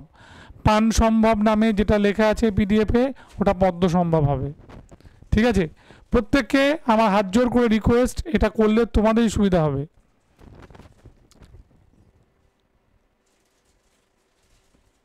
এমসিকিউ পাবে অবশ্যই, সম্পা অবশ্যই এমসিকিউ পাবে। এমসিকিউ আমি আজকে করাবো, তো এমসিকিউ করাবো। এমসিকিউ করবার আগে কন্টেন্ট বেস আমি আগে তোমাদের করিয়ে দিচ্ছি। এমসিকিউ বাজারে প্রচুর বই আছে, কিন্তু গোছানো স্কুল সার্ভিসের জন্য গোছানো এই মাপের বই নেই। আমি এটা বলে দিচ্ছি, তুমি কত এমসিকিউ পড়বে? একটা তো কনসেপ্টের দরকার। তোমরা নিজেরা আমাকে বলো, এই নোটসে কি বাড়তি কথা লেখা আছে? কোনো বাড়তি কথা লেখা নেই, কিন্তু যেটা পরীক্ষা আসে সেটাই কিন্তু লেখা আছে। আননোন অনেক কিছু, যে হরিভদ্র আপনি বললেন, তারপরে আপনি বললেন যে আপনার শান্তরক্ষীদের কথা বললেন, স্যার এগুলো তো আমি বই খুঁজে চট করে পাই না। এগুলো আমি বলেছি, এগুলো দরকার হতে পারে, কারণ পাল মানেই বৌদ্ধ, তোমাকে বৌদ্ধের সঙ্গে রিলেট করতে হবে। বেশ, যা হচ্ছে আমি দেখছি চারিদিকে, আমার তখন ভয় ধরে গেছে। আমি মডার্ন ইন্ডিয়ান নোট দেওয়া নিয়ে আমি খুব ভয় পেয়ে গেছি। মডার্ন ইন্ডিয়ান নোটও দেবো, সব ধরে ধরে জেরক্স করে নেবে। জেরক্স করে কিছু হবে না, আমি বারে বারে বলছি। নোট তোমাকে ওই গ্র্যাজুয়েশনের জন্য বাঁচাতে পারে, সরকারি চাকরির পরীক্ষার জন্য কখনো বাঁচাতে পারে বলে আমার মনে হয় না। কারণ তোমাকে কনসেপ্ট নিতে হবে, টিচারের কনসেপ্টটা তোমাকে নিতে হবে। যেমনভাবে আমি গল্পের মতো করে বলে দিচ্ছি, রিলেট করে দিচ্ছি যে এটার সঙ্গে এই ফর্মুলাটা জুড়বে, কিভাবে মনে রাখবে? যে হরিভদ্রের যে ব্যাপারটা যে বললাম, ঠিক আছে, রামপাল, এই রামপাল নয়, আমাদের কি বলো, ধর্মপাল, ধর্মের সঙ্গে হরি জড়িয়ে আছে, হরির নাম ধর্মেই হয়, ব্যাস ওটাতে তুমি রিলেট করতে পারবে। তো এই জিনিসগুলোর জন্য ক্লাসটা করো। আমি জানি না এই মুহূর্তে, আমি দেখতেও পাচ্ছি না কতজন ক্লাস করছে। বেশ, এবারে দেখো, অতীশ দীপঙ্কর, আদিনাথ চন্দ্র গর্ভ, শ্রীজ্ঞান, দ্বিতীয় বুদ্ধ বলে দিয়েছি। খ্যাতি লাভটা কিন্তু অতীশ দীপঙ্কর করেছিল নয়াপালের সময়। মহাবোধি প্রদীপ, পিণ্ডার্থ প্রদীপ, বোধিপথ প্রদীপ, বিমল রত্নলেখা, নির্মল রত্নলেখা করে দিয়েছে। কি বলবো বলো, অতীশ দীপঙ্করের সংস্কৃত ভাষায় চিঠি, চিঠির সংকলন, চিঠিপত্রের সংকলন।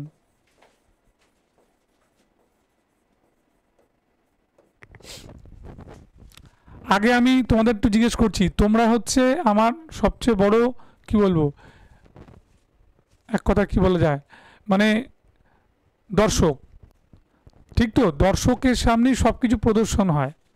আগেকার দিনে এসব ছিলই না। আগেকার দিনে টিচার যেমনই পড়াক, যা পড়াক, বাবা মা বলে দিত তুমি টিচার, তুমি তাকে সম্মান করবে। এখন সেটা হয়? এখন গার্জেন চলে আসছে, অমুক তমুক গিয়ে একদম থাকছেই না। টিচারের কোয়ালিটি এখন অনেক বেশি ভালো, অনেক বেশি ভালো। কারণ এত সামলাচ্ছে সে, তাকে এত প্রেশার দিচ্ছে স্টুডেন্টরা উল্টো দিকে, তো সমালোচনা করতে তো ভালো। তো আমি ভীষণই পছন্দ করি এটা। তোমরা বলবে যে আরও কী করে ভালো দেওয়া যায়, কিন্তু বাট বলবে, ঠিক আছে? এই পিডিএফ অমুক তমুক এগুলো কোনো ইস্যু নয়, সবই পাবে। যেগুলো বানান ভুল আছে আমি এখানে স্বীকারই করছি, এখানে দিয়ে দেওয়া হয়েছে। এত তাড়াতাড়ি, এত দ্রুত 30 তারিখে তোমার হয়েছে, নোটিফিকেশান বেরিয়েছে, তার মধ্যে আর কত কি করা যায়। চলো এবারে তৃতীয় বিগ্রহপাল, কলাচুরি রাজ কর্ণকে উনি পরাস্ত করেন। একেবারে ইম্পর্টেন্ট নয়, ইম্পর্টেন্ট দ্বিতীয় মহিপাল, এটা পড়বে। কৈবর্ত বিদ্রোহ শুরু হয় কার সময়? এই দ্বিতীয় মহিপালের সময়। অনার্স ভালো করে শুনে নাও, কৈবর্ত কারা, কৈবর্ত কারা, এই দুটো অপশান মাথায় রাখবে। একটা হচ্ছে কৈবর্ত কৃষক,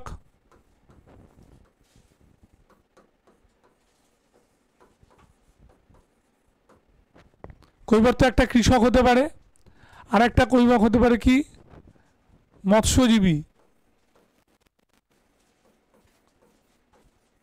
এটা একে রাখলাম, এটা দুয়ে রাখলাম। যদি কখনো কৃষক না থাকে তখন আমরা এই মৎস্যজীবী করব। এবার গ্রিয়ারসান, তাই তো, তারপরে হচ্ছে এসপি লাহিড়ী, আমাদের দীনেশচন্দ্র সেন, আমাদের হচ্ছে নিহারঞ্জন রায়, এরা প্রত্যেকেই কৈবর্ত সম্পর্কে একটা একটা করে আমাদের কি বলেছে, বর্ণনা করেছে। ঠিক, কৈবর্ত কারা। তা তুমি এখানে যেটা করবে, তোমাকে অ্যাকচুয়াল অ্যান্সার নেবে সেটা হচ্ছে কৃষক, ঠিক। আর যদি অপশানে কৃষক না থাকে তাহলে মৎস্যজীবী করতে হবে, কিন্তু পাল্লা ভারী কৃষকের দিকে, মনে থাকবে এটা।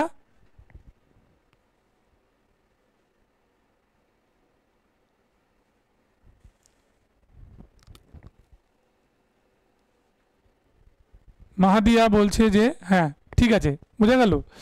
এবার দেখো, এটা পরিষ্কার করলাম। এবার কৈবর্ত বিদ্রোহটা কেন হয়েছিল? কৈবর্তরা রেভিনিউ দেওয়া বন্ধ করেছিল।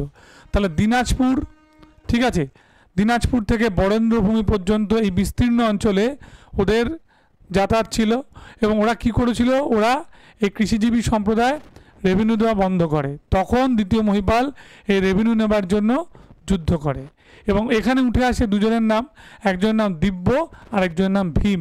কিন্তু আলটিমেটলি কি হলো, দ্বিতীয় মহিপাল পরাস্ত এবং নিহত হলো।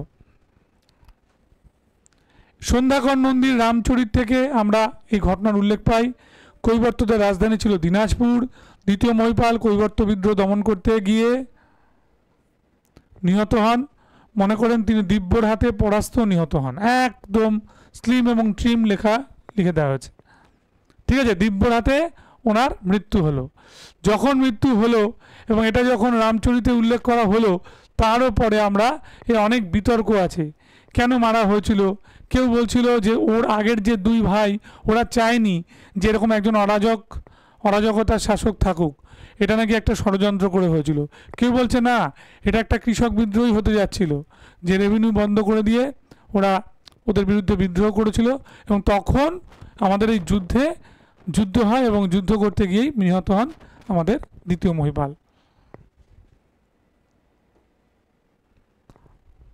আমার লেখা যে বইটা আছে, আমি ইন ডিটেল এই শুধু একটা কৈবর্ত বিদ্রোহের ওপরই আমার এটা লেখা রয়েছে। কি বলবো, একটা WBCS এর কোশ্চেনের অ্যান্সার, সেখানে আমি এগুলো সব বর্ণনা করেছিলাম। আমি যদি পারি আমি অ্যান্সারটা তোমাদের সামনে একবার দেখাবো, তুমি বুঝবে কত রকম অ্যাঙ্গেল থেকে এই ব্যাপারটা এসছিল। সব বই থেকেই নেওয়া হয়েছে, নিজের ভাষায় লেখা হয়েছে এবং ঠিকঠাক। বেশ, এবার দ্বিতীয় সুরপাল আমরা সেভাবে পড়ব না, রামপাল পড়ব। হচ্ছে রামপাল বলছে পাল বংশের শেষ শক্তিশালী রাজা। ঠিক, রামচরিতের কেন্দ্রীয় চরিত্র হচ্ছে আমাদের রামপাল। পাল বংশের শেষ শক্তিশালী রাজা, এবং একই সঙ্গে তিনি কি বলছেন, রামচরিতের কেন্দ্রীয় একটা চরিত্র। বেশ, রামাবতী তার রাজধানী ছিল, তাই তো? রামাবতী ওনার রাজধানী, এবং ইনি যেটা করেছিলেন, কৈবর্ত বিদ্রোহ দমন করেছিলেন। কৈবর্ত বিদ্রোহ দমন করতে গিয়ে কৈবর্তদের যে নেতা ভীম শুদ্ধ অন্যান্য কৈবর্তদের এক্সিকিউট করেন, মানে আমাদের মৃত্যুদণ্ডে দণ্ডিত করেন। রামচরিত থেকে জানা যায় রামপাল কৈবর্ত বিদ্রোহের নেতা ভীমকে পরাস্ত করেন এবং বুন্দেলখণ্ড দখল করেন। একটা মনে ছিল, মনেটা এখানে ঢুকে গেছে। ঠিক আছে, রামপাল হচ্ছে এই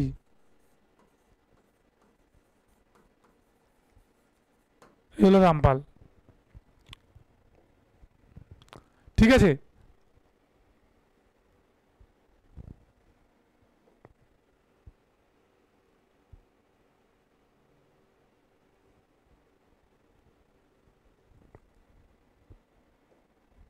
দেখে নাও এই পাতাটাকে আবার একটা কারেকশান করা হয়েছে এখানে।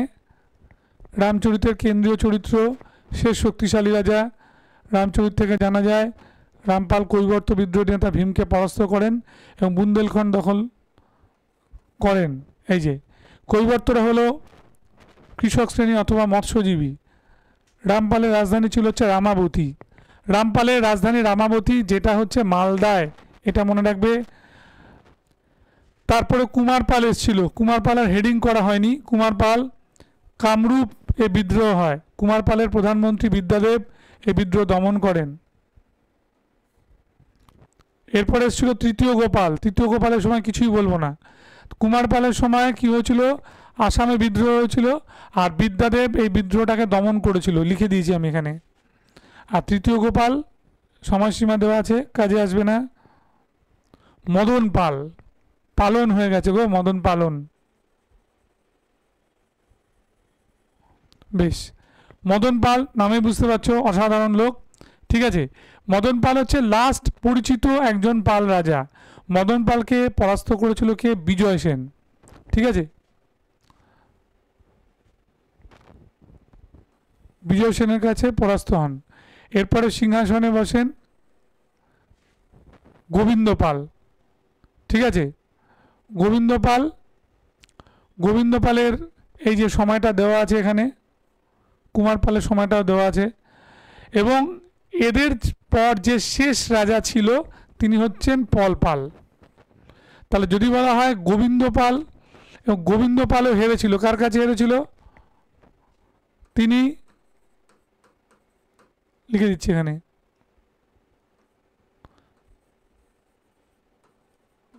বল্লাল সেনের কাছে পরাস্ত হন।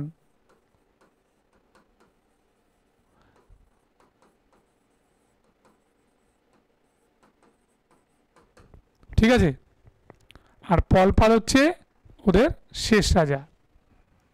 দেখো বুঝতে পারলে কিনা বলো, বুঝতে পারলে? রামপালের সাল তো বলে দিয়েছি, এই তো রামপাল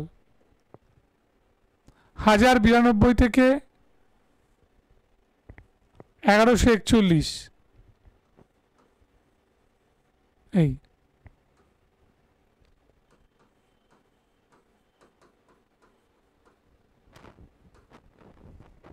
1141। ঠিক আছে, দেখে নাও রামপালের সময়টা দেখে নাও।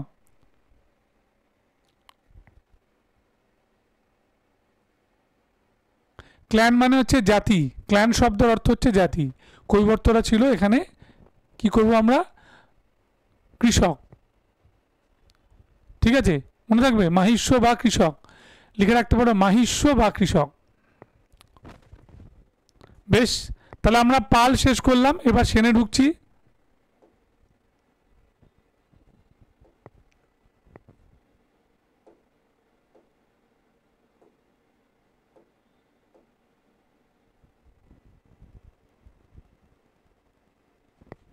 দেখো, শেষ পরিচিত রাজা হচ্ছে পলপাল। সব পাল রাজাই বৌদ্ধ ধর্মে দীক্ষিত ছিল। পালেরাই ছিল ভারতের শেষ বৌদ্ধ ধর্মের পৃষ্ঠপোষক। বজ্রযানী বৌদ্ধ ধর্মের প্রসার ঘটে পাল যুগে, যেটাকে আমরা তান্ত্রিক বৌদ্ধ ধর্ম বলি। বৌদ্ধ ধর্মে তন্ত্রমন্ত্রটা যখন আসে তখন তাকে আমরা বলি বজ্রযানী। আর পাল যুগে জগদ্দল মহাবিহার ও দেবীকোট মহাবিহার প্রতিষ্ঠিত হয়। ঠিক আছে, জগদ্দল আর দেবীকোটের কথা বলেছিলাম, এটা প্রতিষ্ঠিত হয়েছিল। তারপরে আর কি হয়েছিল, বাংলা ভাষা।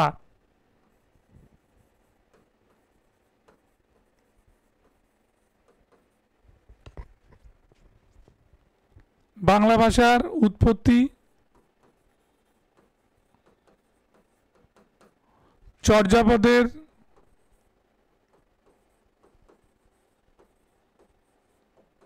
উৎপত্তি, এই দুটো পয়েন্ট নোট করে নিতে পারো। বাংলা ভাষার উৎপত্তি হয় আর চর্যাপদের উৎপত্তি হয়। চর্যাপদ থেকে কিন্তু সান্ধ্য ভাষা থেকে কিন্তু আমাদের এই বাংলা ভাষাটা এসেছিল, মনে থাকবে। বেশ, পাল আমরা শেষ করে দিলাম, এবারে আমরা ঢুকবো হচ্ছে সেন। সেন দ্রুত করিয়েই আমি কিন্তু বুদ্ধ এবং জৈনই ঢুকে যাব। ঠিক আছে, একটু বলে দিই।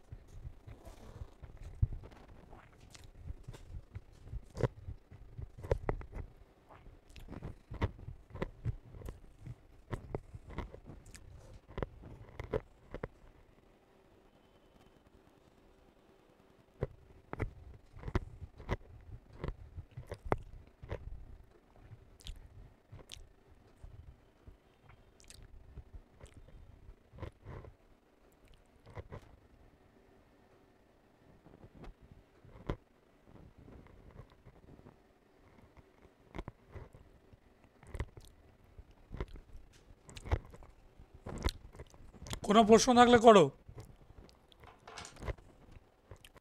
সেনটা দিতে বলি একবার।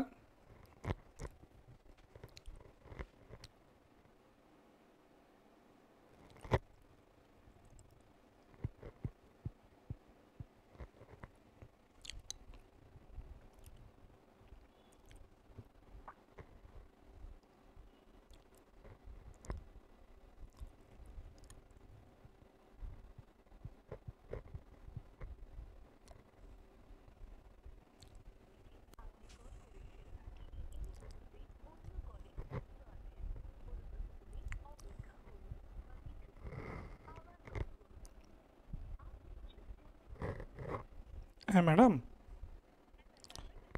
পাল বংশটা হয়ে গেছে, কিন্তু সেন সেন বংশটা শো করছে না, সেই জন্যই বললাম।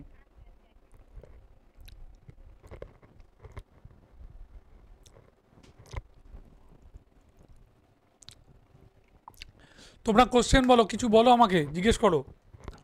সেন আসছে। সেনটা আমি পড়াতে শুরু করে দেবো, আমি বলে যাব।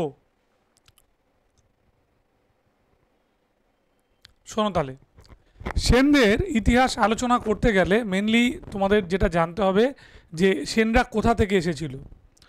মনে রাখবে সেনরা হলো কর্ণাটকী ব্রাহ্মণ, ঠিক আছে, এটা একেবারে প্রমাণিত, পুরোপুরি কর্ণাটকী ব্রাহ্মণ এই সেনরা বাংলায় এসেছিল। এবং তারা সত্যি কথা বলতে গেলে মানে ব্রাহ্মণ ছিল, অরিজিনালি ব্রাহ্মণ ছিল, এবং যখন রাজা হলো, রাজা হয়ে গেল কি ক্ষত্রিয়, তাই তাদের বলা হয় ব্রাহ্মণ ক্ষত্রিয়। মনে থাকবে সেনরা কি বললাম, তোমার কর্ণাটক থেকে এসেছিল এবং জাতিতে ব্রাহ্মণ ছিল। এবং এই কর্ণাটকী ব্রাহ্মণরা, সেনরা যখন আমাদের বাংলায় এলো এবং ওদের যে প্রথম রাজা, ঠিক, সে নিজেকে বলেছিল ব্রাহ্মণ ক্ষত্রিয়। কেন বলল? যেহেতু একজন ব্রাহ্মণ হয়ে সে ক্ষত্রিয়ের মতো তরবারি নিয়ে রাজ্য শাসন করবার সংকল্প নিল, তাই তাকে বলা হলো ব্রাহ্মণ ক্ষত্রিয়। তাহলে প্রথম পয়েন্ট আমরা নিচ্ছি, সেনরা কর্ণাটক থেকে এসেছিল। এক, সেনরা ব্রাহ্মণ ছিল। সেনরা ব্রাহ্মণের পর যখন রাজা হলো তখন নিজেদেরকে ব্রাহ্মণ ক্ষত্রিয় বলল। তাহলে প্রশ্ন হচ্ছে, কে সেই রাজা যে নিজেকে ব্রাহ্মণ ক্ষত্রিয় বলেছিল? সেনদের প্রতিষ্ঠাতা সামন্ত সেন। সামন্ত সেনই নিজেকে ব্রাহ্মণ ক্ষত্রিয় বলেছিল। সামন্ত সেনের পরে সিংহাসনে বসলো হেমন্ত সেন, এবং হেমন্ত সেনের পরে সিংহাসনে বসলেন আমাদের বিজয় সেন। তারা ডাব্লিউবিসিএস, এই ডাব্লিউবিসিএস বলবো না, স্কুল সার্ভিসের প্রশ্ন ছিল যথাসম্ভব মনে পড়ে 2010-এ আমাদের পাসের কোশ্চেনটা দিয়েছিল, প্রথম 3 জন সেন রাজার নাম লেখো। লিখছি,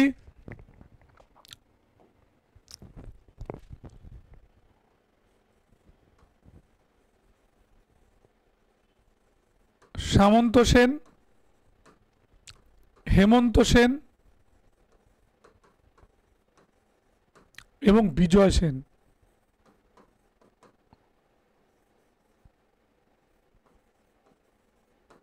ঠিক আছে, 1, 2, 3, পরপর 3 জন সেন রাজা। এবার দেখো, এই যে 3 জন সেন রাজার কথা বললাম, এর মধ্যে হেমন্ত আর সামন্ত নট রিমার্কেবল। তাদেরকে কখনো আমরা সেইভাবে চিহ্নিত রাজা, মানে রাজা তারা ছিল কিন্তু যে অর্থে রাজা বোঝায় সেটা তারা ছিল না। এবং যিনি সেই অর্থে রাজা হলেন তিনি হচ্ছেন বিজয় সেন। মনে রাখতে হবে, তিনি হলেন বিজয় সেন।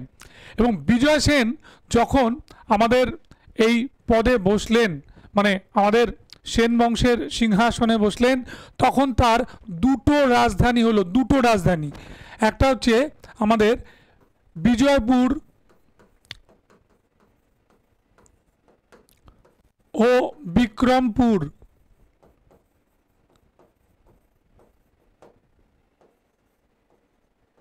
বিজয়পুর ও বিক্রমপুর। বিজয়পুর মানে সবসময় মনে রাখবে হচ্ছে আমাদের কি, পশ্চিমবঙ্গ।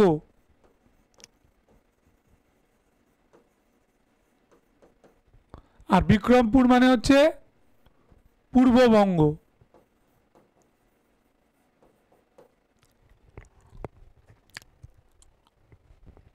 ঠিক আছে, মনে থাকবে, পূর্ববঙ্গ আর পশ্চিমবঙ্গ, এই দুটো ব্যাপার ছিল।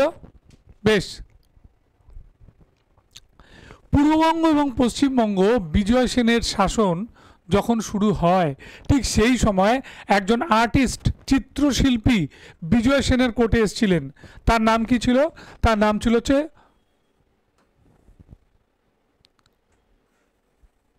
এক বিখ্যাত চিত্রশিল্পী, তাই তো, বিজয় সেনের কোর্টে এসেছিলেন। তার নাম ছিল শূলপাণি। শূলপাণি চিত্রকর। মনে থাকবে, শূলপাণি চিত্রকর ছিল।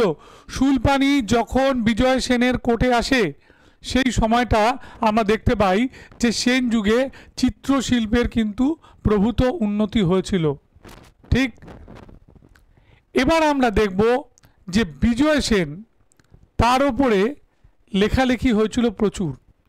ঠিক, এবং উনি এই কামরূপ জয় করতে যান এবং যখন বিজয় সেন কামরূপ জয় করতে যান তখন তিনি সেনাপতির ভার দিয়েছিলেন তার নাতি লক্ষণ সেনকে এবং লক্ষণ সেন এটা খুব ভালোভাবে পালন করেছিলেন, যেখান থেকে লক্ষণ সেনের মধ্যে একজন কি বলবো দূরদর্শী এবং ক্ষমতাশালী রাজার জন্ম হতে আমরা দেখেছিলাম।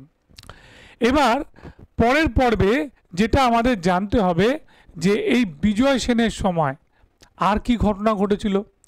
বিজয় সেনের সময় আমাদের আর ঘটনা বলতে গেলে দেখব তিনি সেন বংশকে যেভাবে বিস্তৃত করেছিল তাই তাকে এক কথায় বলা যেতে পারে সেন বংশের প্রকৃত প্রতিষ্ঠাতা। ঠিক আছে, তাহলে সেন বংশের প্রকৃত প্রতিষ্ঠাতা কে? বিজয় সেন।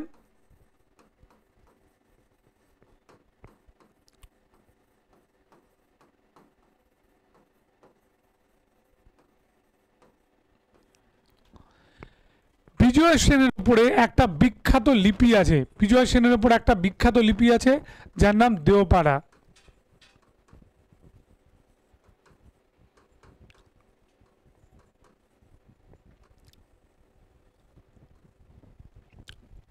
মনে থাকবে কি বললাম? দেওপাড়া লিপি।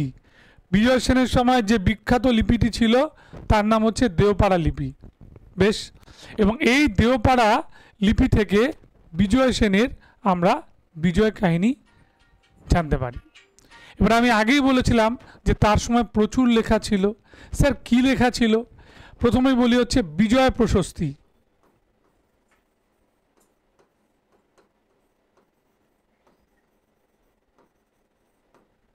এই বিজয় প্রশস্তি কে লিখেছিল? শ্রীহর্ষ।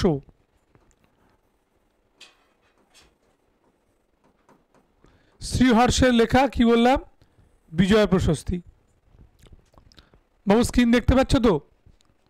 স্ক্রিন দেখতে পাচ্ছ সকলে? বেশ, তাহলে এই যে বিজয় প্রশস্তির কথা বলা হলো, যার লেখক হচ্ছে শ্রীহর্ষ। স্যার আর কি কোনো বিজয় প্রশস্তি লেখা হয়নি বিজয় সেনের ওপরে? যেমন আপনি একটা বললেন দেওপাড়া প্রশস্তি, ঠিক এই দেওপাড়া লিপিটা যিনি লিখেছিলেন তার নাম হচ্ছে উমাপতি ধর।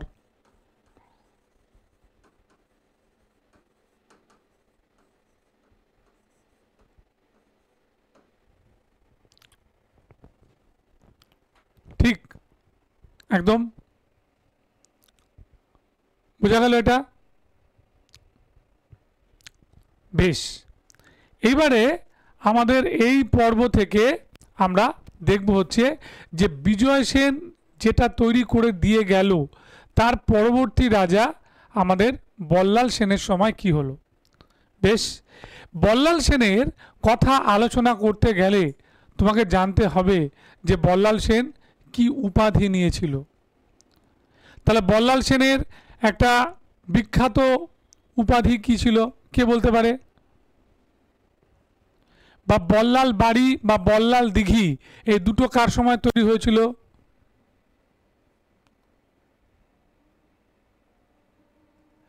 হ্যাঁ দেবব্রত, এইটা শেষ হলে আজকেই করাবো বুদ্ধ জৈন, আজকেই আমি বুদ্ধ জৈন করাবো। তাহলে দেখা গেল যে এই ধর্মপাল কি বলছি, আমাদের বল্লাল সেন যখন রাজা হলেন তাকে আমরা এক কথায় বললাম তিনি হচ্ছেন নিশঙ্কর শঙ্কর গৌড়েশ্বর। আমি নেক্সট পেজ নিচ্ছি, পেজ ভরে গেছে।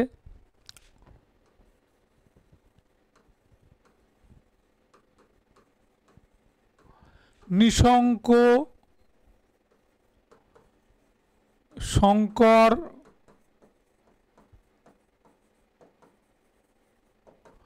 গৌড়েশ্বর, এটা হচ্ছে বল্লাল সেনের উপাধি, মনে থাকবে? বেশ, তারপর দেখো নিশঙ্ক শঙ্কর গৌড়েশ্বরের পর আমাদের এই বল্লাল সেনের সময় আরও কিছু ঘটনা ঘটেছিল। আর কি ঘটনা ঘটেছিল? তার মধ্যে একটা বড় ঘটনা হচ্ছে যে ইনার পরে আমাদের একটা লিপি লেখা হয়েছিল, তাই তো, ইনস্ক্রিপশন। সেই ইনস্ক্রিপশনের নাম কি? Naihati copper plate.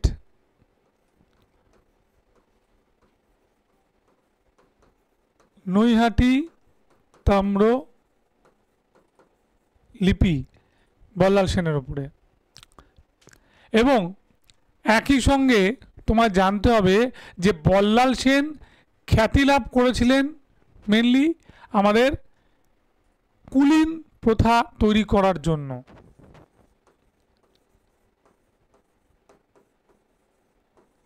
কিন্তু ঐতিহাসিকরা বলছে যে কুলীন প্রথা বল্লাল সেনের আগে থেকেই ছিল, তাকে উনি সাজিয়ে গুছিয়ে পরিবেশন করে জনপ্রিয় করেছিলেন, তাই তো? জনপ্রিয় তো আর নয়, হ্যাঁ একটা সমাজের কাছে জনপ্রিয় হয়েছিল, আবার সমাজের কাছে এটা একটা অভিশাপও হয়ে গেছিল। বল্লাল সেন আগে যিনি এটা করেছিলেন তিনি হচ্ছে ওনার দাদু, মানে মায়ের বাবা, তার নাম আদিসুর, ঠিক। এবং আদিসুরের সময় যখন এটা চালু হয় সেই সময় বলা হয়েছিল 5 জন কর্ণাটকী ব্রাহ্মণ, 5 জন কর্ণাটকী ব্রাহ্মণ,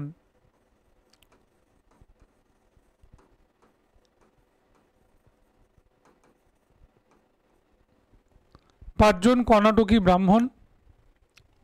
এবং এই 5 জন কর্ণাটকী ব্রাহ্মণ যাদের কথা আমি বলছি, সেই 5 জনকে মানে যজ্ঞ করার পরে এতটা খুশি হয়েছিল, যে এতটা খুশি হয়েছিল যে আদিসুর এদেরকে 5খানা গ্রাম দিয়ে দেয়।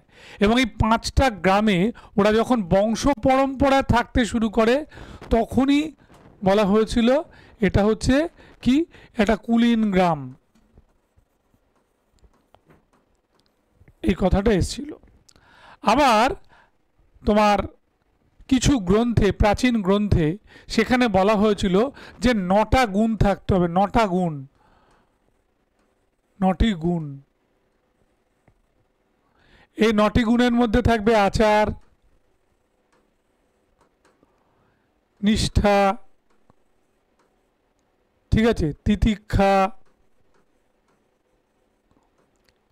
এরকম অনেকগুলো, মানে টোটাল 9টা গুণ যার মধ্যে থাকবে সেই হবে কি আমাদের এক কথা যাকে বলে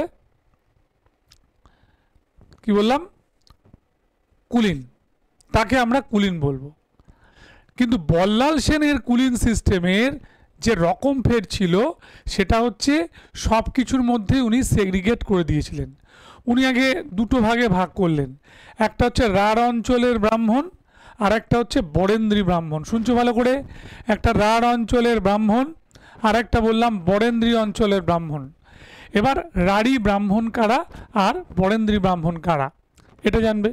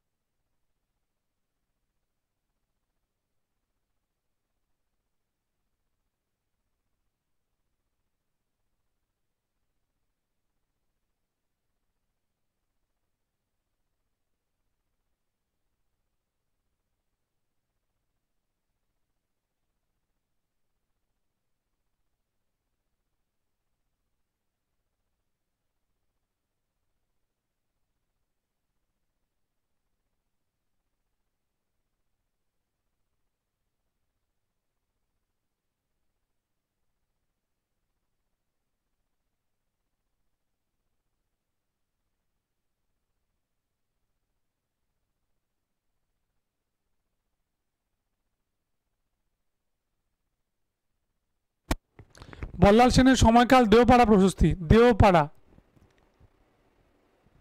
একদম। এই বল্লাল সেনের হচ্ছে দেওপাড়া না, বল্লাল সেনের জন্য জানতে গেলে তোমার নৈহাটি, নৈহাটি কপার প্লেট। বল্লাল সেনের নৈহাটি কপার প্লেট থেকে তার সময়সীমা জানা যায়। আচ্ছা আমি করে দিচ্ছি, তোমাদের লিখে দিচ্ছি, দাঁড়াও।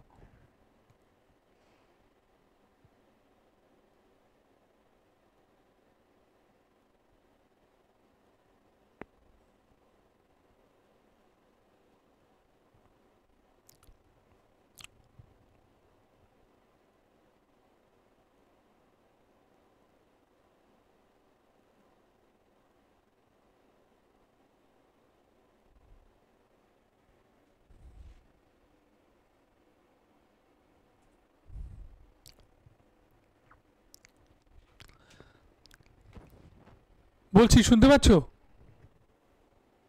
দেখো তুমি যে কোশ্চেনটা আমাকে করলে সেটা হলো বিজয় সেনের সবই কথা বলা হয়েছিল শ্রীহর্ষের বিজয় প্রশস্তি।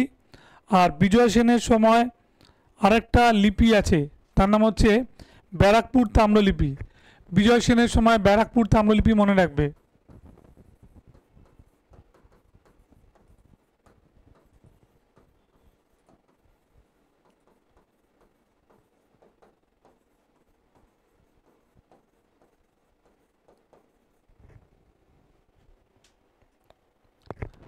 বিজয় সেনের সময়কাল,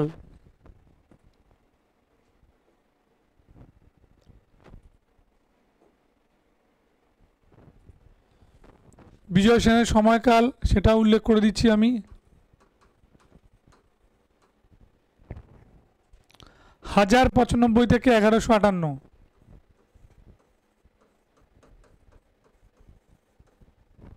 1095 থেকে 1158 তুমি যেটা জানতে চাইলে। ঠিক আছে, মনে থাকবে 1095 থেকে 1158। আর একটা বললাম বিজয় সেনের ওপরে তোমার জানতে গেলে দেওপাড়া প্রশস্তি ছাড়াও ব্যারাকপুর, ব্যারাকপুর থেকে ব্যারাকপুর তাম্রলিপি থেকেও জানা যায়।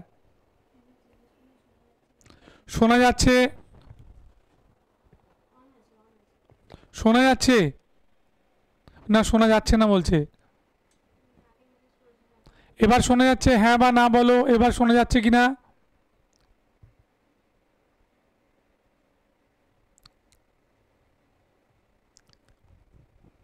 শোনা যাচ্ছে?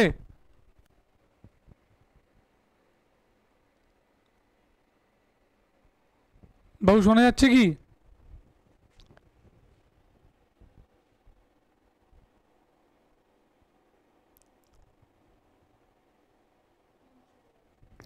বেশ, শুনলে 1095 থেকে 1158 বিজয় সেনের রাজত্বকাল। আর বিজয় সেনের যে তুমি বললে না সময়কালটা কিভাবে জানা যায়, সময়কালটা জানার জন্য সবচেয়ে বড় সূত্র হচ্ছে আমাদের এই ব্যারাকপুর তাম্রলিপি। ব্যারাকপুর তাম্রলিপি থেকে জানা যায়, লিখে দিয়েছি ওখানটা। হ্যাঁ, ব্যারাকপুর তাম্রলিপি নোটে আছে, কোনো চিন্তা নেই। আবার দেওপাড়া প্রশস্তি থেকেও জানা যায়। তাহলে বিজয় সেন মহারাজা উপাধি নিয়েছিল, এটাও জানা যায় ব্যারাকপুর তাম্রলিপি থেকে।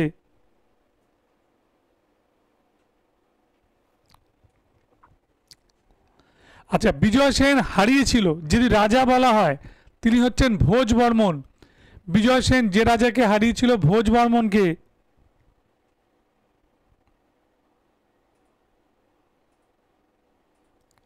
ঠিক আছে,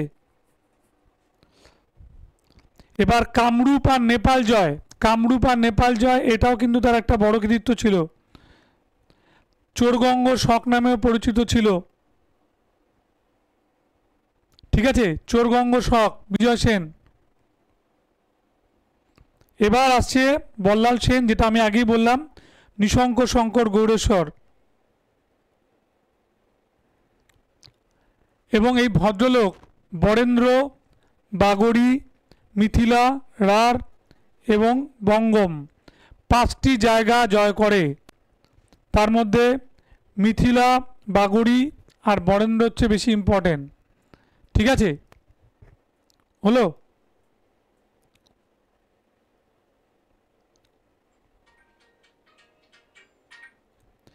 বল্লাল সেনের যে স্ত্রী ছিল রমা দেবী বা রন্না দেবী, যা বলো, রমা দেবী।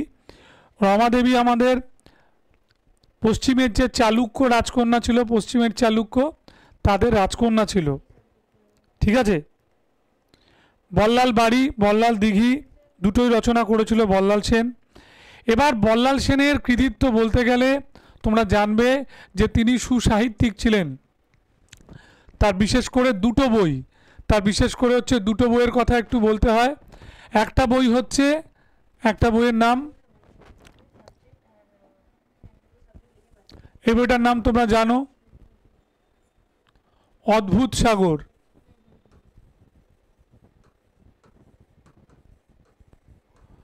অদ্ভুত সাগর হচ্ছে জ্যোতির্বিদ্যা বিষয়ক।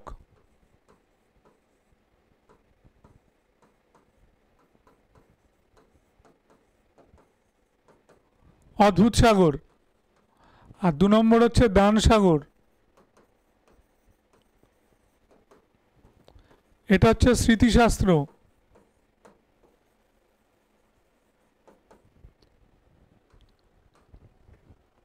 হলো দান সাগর, অদ্ভুত সাগর, এটা হচ্ছে স্মৃতিশাস্ত্রের উপরে, মনে থাকবে? বেশ, তাহলে দান সাগর, অদ্ভুত সাগর এই দুটো বইয়ের পাশাপাশি যে বইগুলো তিনি লিখেছিলেন সে বইগুলোর নাম কি ছিল? তার মধ্যে আমরা জানবে আমাদের দান সাগর, অদ্ভুত সাগর ছাড়া আচার্য সাগর,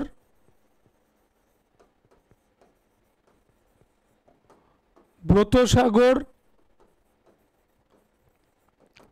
প্রতিষ্ঠা সাগর, ওনার লেখা আরও 3টে বিখ্যাত বই। ঠিক আছে, মনে থাকবে এটা। এবার বল্লাল সেনকে এক কথায় বলা হয়েছে যে সেন বংশের শ্রেষ্ঠ রাজা, তাই তো? বল্লাল বাড়ি, বল্লাল দিঘি এই দুটো ছাড়াও তার কি বলবো, সেই সময় একটা সাম্রাজ্য, একটা শক্তিশালী কাঠামোর উপরে উনি দাঁড় করিয়ে রেখেছিলেন। এবং বল্লাল সেনের পরে যখন আমরা দেখতে পাই তার পুত্র মানে যিনি আমাদের লক্ষণ সেন বসছেন, সেই ধারাটা কতখানি বজায় রাখতে পেরেছিলেন। প্রশ্ন ওঠে বল্লাল সেনের যে গুরুদেব ছিল অনিরুদ্ধ ভট্ট, তার যে দুটো বই হরিলতা পিতৃদয়িতা, সেই সময়কার নিরিখে দাঁড়িয়ে সমাজমূলক দারুণ বই, সেই সময় সমাজটা তুমি ভালো করে জানতে পারবে। আবার ওনার যে জীবনীকার আনন্দ ভট্ট, আনন্দ ভট্টের লেখা বল্লাল চরিত, সেখান থেকে পুরো আবার একটা সম্পূর্ণ বল্লাল সেনের জীবনীও তুমি জানতে পারবে। ঠিক, তাহলে আনন্দ ভট্ট, অনিরুদ্ধ ভট্ট এদের একটা গুরুত্ব ছিল। বলছে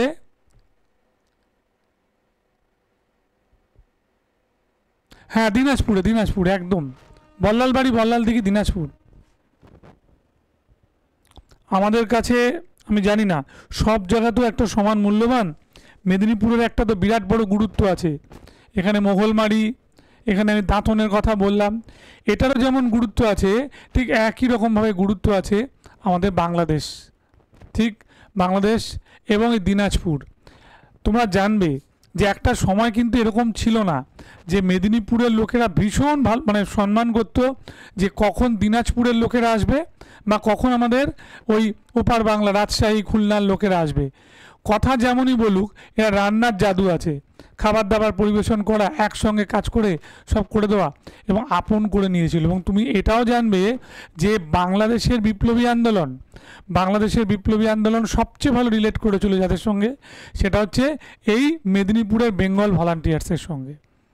কোনো বিরোধ, কোনো ঝামেলা এটা কিছু নেই। এটা এই শুরু হয়েছে স্বাধীনতার পর থেকে। আমি তোমাকে বলে দিই, স্বাধীনতা তাও ধরে রাখো 5-6 বছর পর থেকে।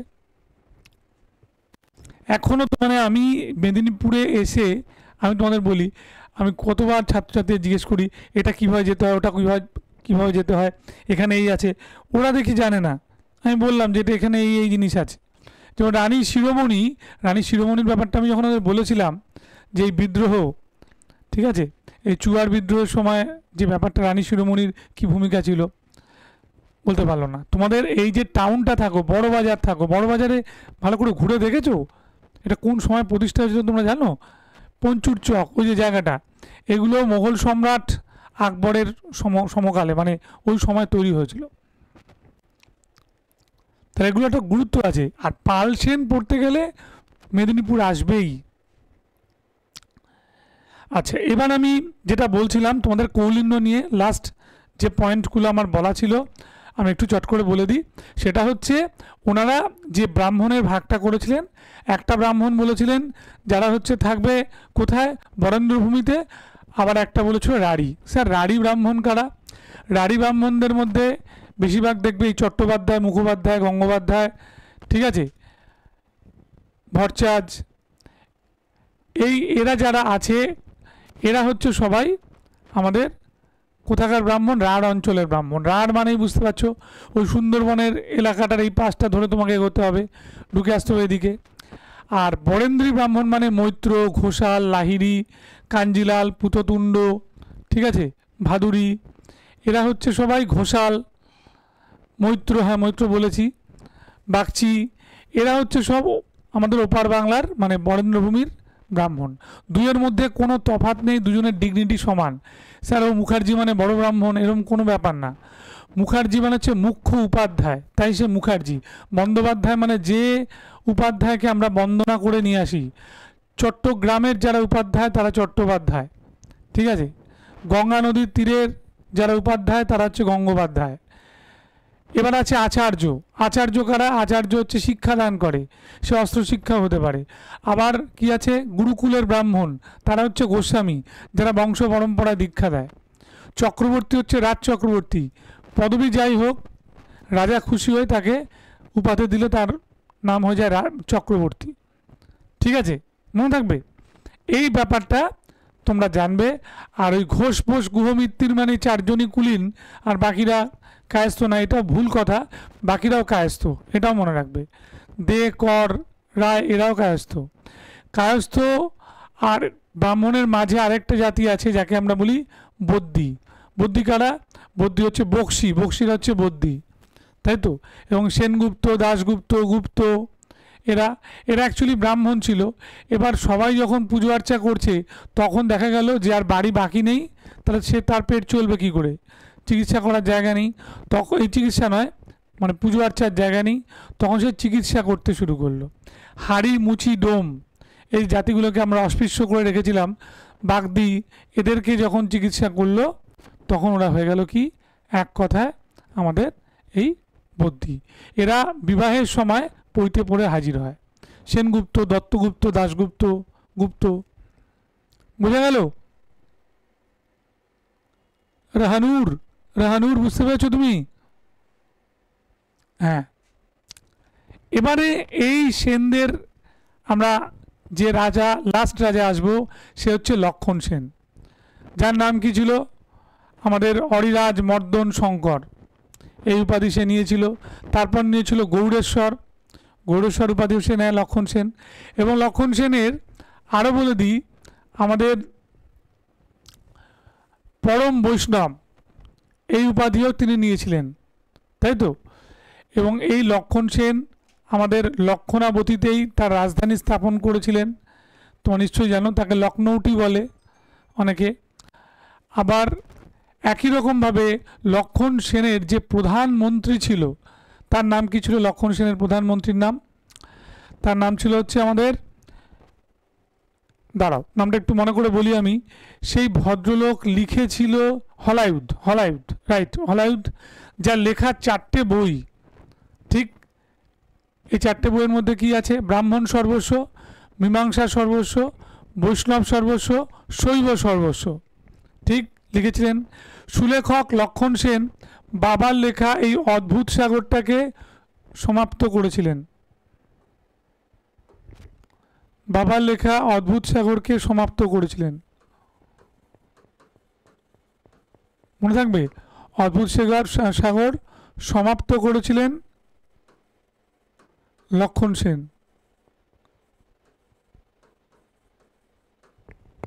ঠিক। লক্ষণ সেনের সময় পঞ্চরত্ন ছিল, এই পঞ্চরত্নের মধ্যে আমাদের সবচেয়ে নাম করেছিলেন যিনি, তিনি হচ্ছেন জয়দেব। এবারে জয়দেবকে কি বলা হয়? বাংলার বিক্রমাদিত্য, জানো এটা? জয়দেবকে বলা হয় বাংলার বিক্রমাদিত্য।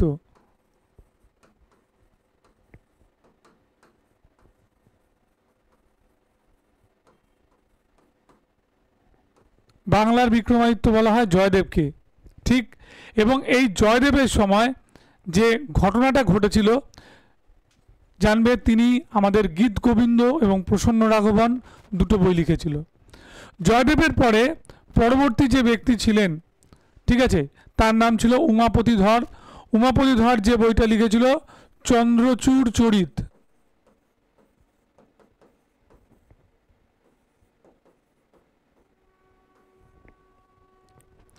ঠিক আছে, কি বললাম?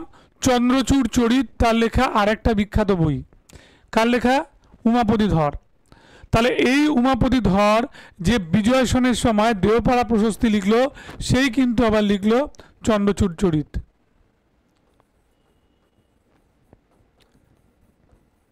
এবার এলেন যিনি, তার নাম হচ্ছে শরণ।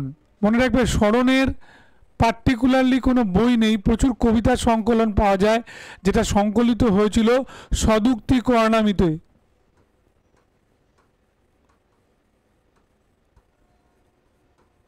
সদুক্তি কর্ণামিতের যিনি সম্পাদক ছিলেন তার নাম ছিল শ্রীধর দাস।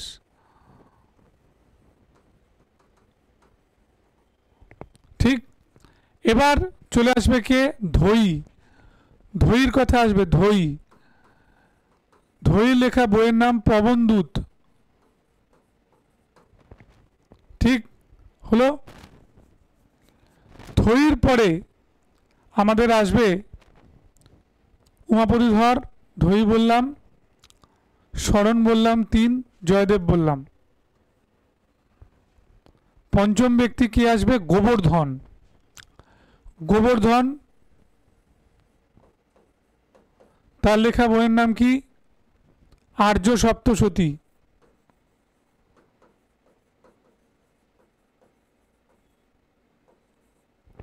আর্য সপ্তশতী তার লেখা বই, মনে থাকবে? বেশ। এবার দেখো, লক্ষণ সেনের সময় সবচেয়ে বড় বিতর্কের যে ঘটনাটা ঘটেছিল সেটা হচ্ছে আমাদের 1201 থেকে 1202 সালে আমাদের তুর্কি আমাদের বখতিয়ার খলজি আক্রমণ করেছিল। এবং বখতিয়ার খলজির আক্রমণের সময় যে ঘটনাটা বলেছিলেন, মিনহাজউদ্দিন সিরাজ 18 জন অশ্বারোহী নিয়ে এসেছিল। তারা অশ্বারোহীর ছদ্মবেশে ঢুকেছিল ঘোড়া বিক্রি করতে। এতই দুর্বল রাজা লক্ষণ সেন ওই 18 জনের কাছে পরাস্ত হয়েছিলেন। ভুল তথ্য, ভুল। কারণ এটা পরবর্তীকালে গবেষণা হয়েছে এবং ওই বাংলার ঐতিহাসিকরা প্রমাণ করে দিয়েছে যে আমাদের এই বখতিয়ার খলজির বাহিনী পেছনেই ওয়েট করছিল এবং তারা কি করেছিল, পেছন থেকে ঢুকে গিয়েছিল এবং ঢুকে গিয়ে যখন তারা তোমার কি বলবো ওই 100 থেকে 200 মিটার দূরে ছিল, যুদ্ধ করলো, তখনই কিন্তু লক্ষণ সেন পরাস্ত হলো, নচেত নয়।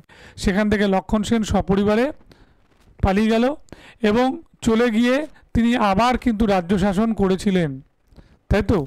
যেখানে আমরা দেখেছিলাম আমাদের পুরুষোত্তম সেন, কেশব সেন, তার বংশধরেরা রাজত্ব করেছিল। তাহলে সেন বংশ একেবারে ব্রাহ্মণ্যবাদ, ঠিক আছে, ব্রাহ্মণ্য ধর্ম বা হিন্দু ধর্মের যুগ। আর পাল যুগ হচ্ছে সম্পূর্ণভাবে কি বললাম, বৌদ্ধদের যুগ। কারণ পাল যুগে সমস্ত রাজারাই আমাদের বৌদ্ধ ছিলেন। ঠিক আছে, তাহলে আমরা সেন বংশ, পাল বংশ শেষ করে ফেললাম। এবার আমরা চলে যাব বুদ্ধ এবং জৈনে। বুদ্ধ এবং জৈনে, ঠিক আছে, মনে থাকবে? শেষ হয়ে গেছে।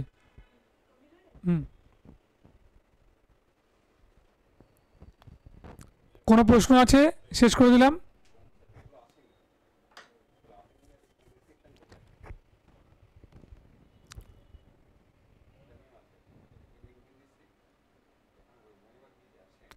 কতজন আছে গো এখানে? জয়ন্ত কুমার মল্লিক, আসমা খাতুন, অরূপ কালসা, এরকম কয়েকজনকে আমি দেখতে পাচ্ছি।